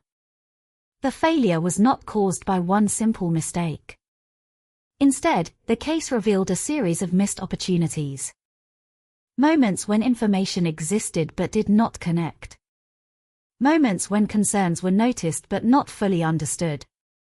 Moments when the truth was nearby but remained invisible. One of the most painful aspects of the case was realizing that JC was not hidden in some distant, unreachable place. She was in California. She was living in a community. She was closer to the outside world than many people imagined. The idea that someone could disappear for 18 years while living near ordinary neighborhoods deeply affected the public. It changed the way many people viewed missing person cases. Before JC was found, many imagined missing children as being somewhere far away. Somewhere isolated. Somewhere impossible to reach. But JC's story showed another terrifying possibility. A missing person can sometimes be hidden in plain sight. The case also changed conversations about victims of long-term captivity. For years, people often misunderstood how victims respond to extreme situations. They imagined survival as constant resistance. They imagined that escaping was always a simple decision. But JC's experience showed a much more complicated reality. Captivity is not only about physical confinement. It is also about psychological manipulation. A person held under control may experience fear, dependency, confusion, and emotional pressure. Survival may involve adapting to impossible circumstances. It may involve finding small ways to maintain hope. It may involve protecting oneself mentally when physical freedom is unavailable. JC's survival challenged people to look beyond simple assumptions. Her story reminded the public that every survivor's experience is different. There is no single way to survive trauma. There is no single way to respond to unimaginable circumstances. Another important question raised by the case involved the role of society. Could neighbors have noticed something? Could someone have asked more questions? Could authorities have looked deeper? These questions remain painful because they involve the responsibility of communities to pay attention. Sometimes people assume that someone else will notice. Someone else will report. Someone else will investigate. But many cases reveal that small observations can become important when they are taken seriously. The breakthrough in JC's case came not from a massive search operation. It came because someone noticed something unusual and decided to look closer. That moment changed everything. A simple question eventually led to the discovery of the truth. And that truth saved JC. The case also became a reminder of the importance of listening to victims. For 18 years, JC had no public voice. The world knew her only through a photograph from childhood. But after her rescue, she was able to tell her own story. She was able to describe her experience in her own words. She was able to define herself beyond what had happened to her. That was one of the most powerful parts of her journey. She was not only the girl who disappeared. She was not only the victim of a terrible crime. She was a survivor. A person with her own identity. A person with her own future. The legacy of the JC Dugard case extends beyond the criminal convictions of Philip and Nancy Garrido. It became part of a larger conversation about protecting children, supporting survivors, and recognizing danger. It reminded people that behind every missing person photograph is a human being. Not a headline. Not a statistic. A person with a family. A person with dreams. A person whose life matters. For Jace's family, the years of uncertainty changed them forever. The pain of waiting never disappeared completely. No amount of justice could return the 18 years that were lost. No sentence could recreate the childhood Jace should have experienced. But there was something justice could provide. Acknowledgement. The truth was known. The people responsible were held accountable. And Jace was finally free. The story of Jace Duguid remains one of the most extraordinary survival stories in modern American history. It began with a terrifying moment on a quiet California road. A child walking toward a school bus stop. A vehicle approaching. A life changing forever. It continued through 18 years of darkness. Years when a family searched. Years when investigators wondered. Years when the world waited for answers. And it ended with a discovery nobody could have predicted. A missing child returned. A family reunited. A survivor found her voice. But perhaps the most important lesson from Jace's story is not about the crime itself. It is about what happened afterward. Because the final chapter of her story is not about the person who took her. It is about the person she became. Philip Garrido tried to control Jace's life. He tried to define her world. He tried to make her disappear. But he failed. Because Jace Duguid was not erased. She survived. She returned. And she rebuilt. The little girl who vanished from South Lake Tahoe in 1991 became the woman who showed the world that even after years of unimaginable suffering, the human spirit can still endure. Her story remains a reminder that behind every missing person case is hope. Behind every search is a family waiting. And sometimes, even after years have passed, the impossible can still happen. Sometimes, the person everyone fears is gone forever comes home. And sometimes, a survivor emerges from the darkest circumstances stronger than anyone could have imagined. Or 18 years, the world knew only one version of Jace Duguid. The missing girl. The photograph. The unanswered question.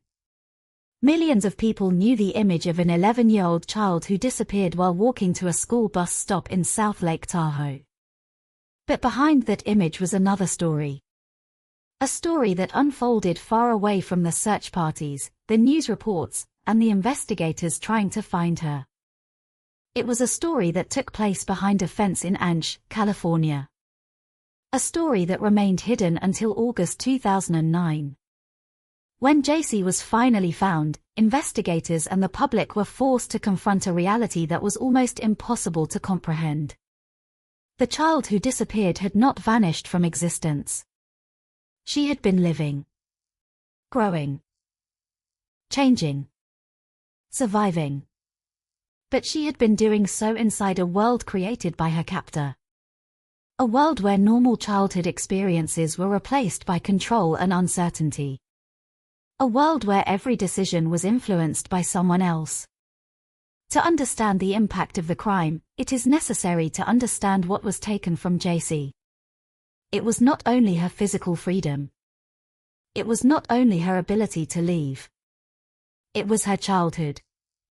The years when a person normally learns about friendship, independence, confidence, and the world around them. The years when children slowly begin discovering who they are.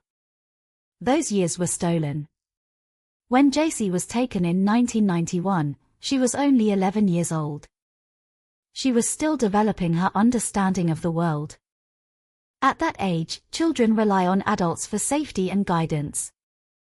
Parents teach children that home is a place of protection. Teachers teach children that adults can be trusted. Communities teach children that they belong. But Jace was placed into a situation where those basic assumptions were shattered. The person who should have represented danger awareness became the person controlling her entire existence. Philip Garrido created an environment where he held power. He controlled information. He controlled movement. He controlled access to the outside world. The longer JC remained separated from society, the more difficult escape became. Captivity is not simply about physical barriers. It is also about the psychological effects of being controlled for a long period of time. A person who is isolated from the outside world loses access to normal reference points. They cannot easily compare their situation to what is normal. They cannot easily seek help. They cannot easily predict what will happen next. For JC, the world beyond Garrido's control became distant. The life she once knew existed only in memory. Her family. Her home. Her childhood. The person she had been before that morning in June 1991. Over time, JC had to adapt to survive. This is one of the most difficult aspects of understanding long-term captivity. People often imagine survival as constant fighting. They imagine a victim must always resist. But survival can take many forms. Sometimes survival means finding ways to endure each day. Sometimes it means protecting your own mind. Sometimes it means creating small moments of stability in a situation where everything feels uncertain.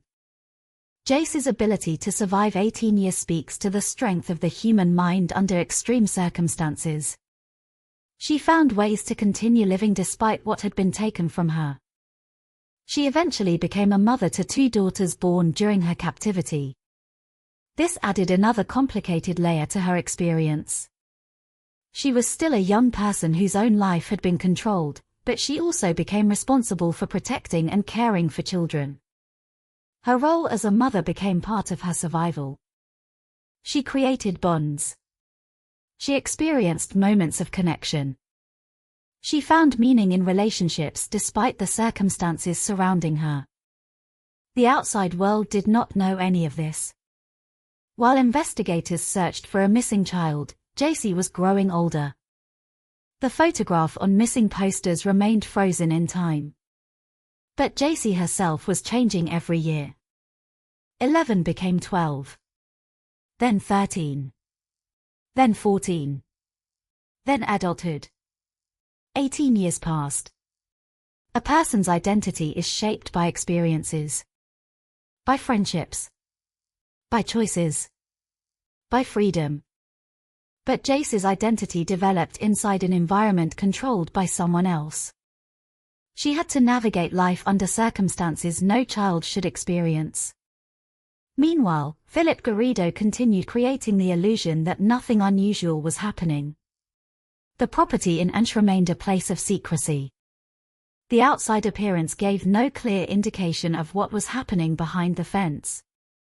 This was one of the most disturbing parts of the case. The crime did not occur in a place where everyone could see danger. It existed beside ordinary life. Neighbors continued their routines. People passed nearby. The community functioned normally. And hidden within that normal environment was a secret that lasted 18 years. The discovery of JC forced many people to rethink their understanding of danger. Many people assume that dangerous individuals look a certain way. They imagine someone obviously threatening.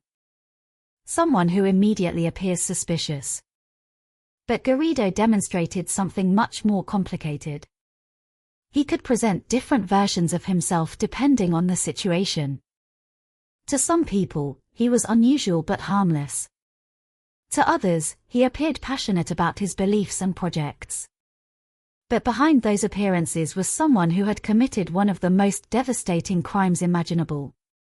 The hidden years also raised questions about missed opportunities.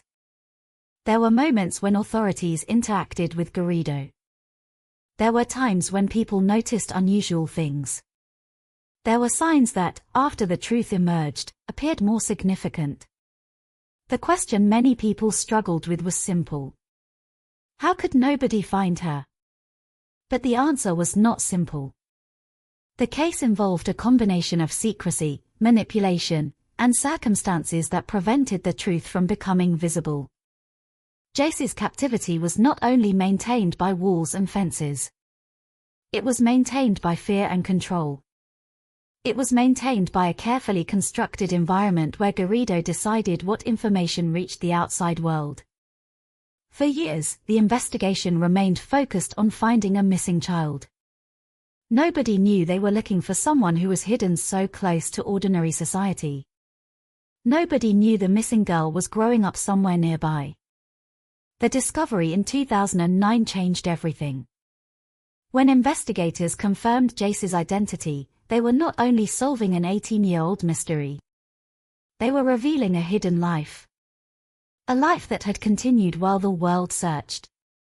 A life filled with experiences that would take years to understand. The reunion with her family was emotional and unforgettable. But the process of rebuilding would take time. Jace had returned physically. But emotionally, she had to reconnect with a world she had been separated from for most of her life. She had to learn what freedom meant. She had to make choices for herself. She had to build an identity beyond the years controlled by Garrido.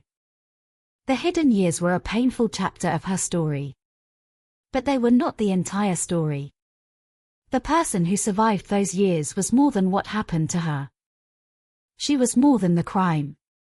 She was more than the suffering. The world had searched for Jace Dugard for 18 years. But when she returned, she showed something far more powerful than the tragedy of her disappearance. She showed resilience. She showed courage. She showed that even after a person's life is changed by unimaginable circumstances, there can still be a future. The years behind the fence could never be erased. The memories could never simply disappear. But Jace was no longer trapped in that world. The secret was exposed. The captors were arrested. And the girl who had once been hidden away was finally free to tell her own story. A story that the world had waited 18 years to hear.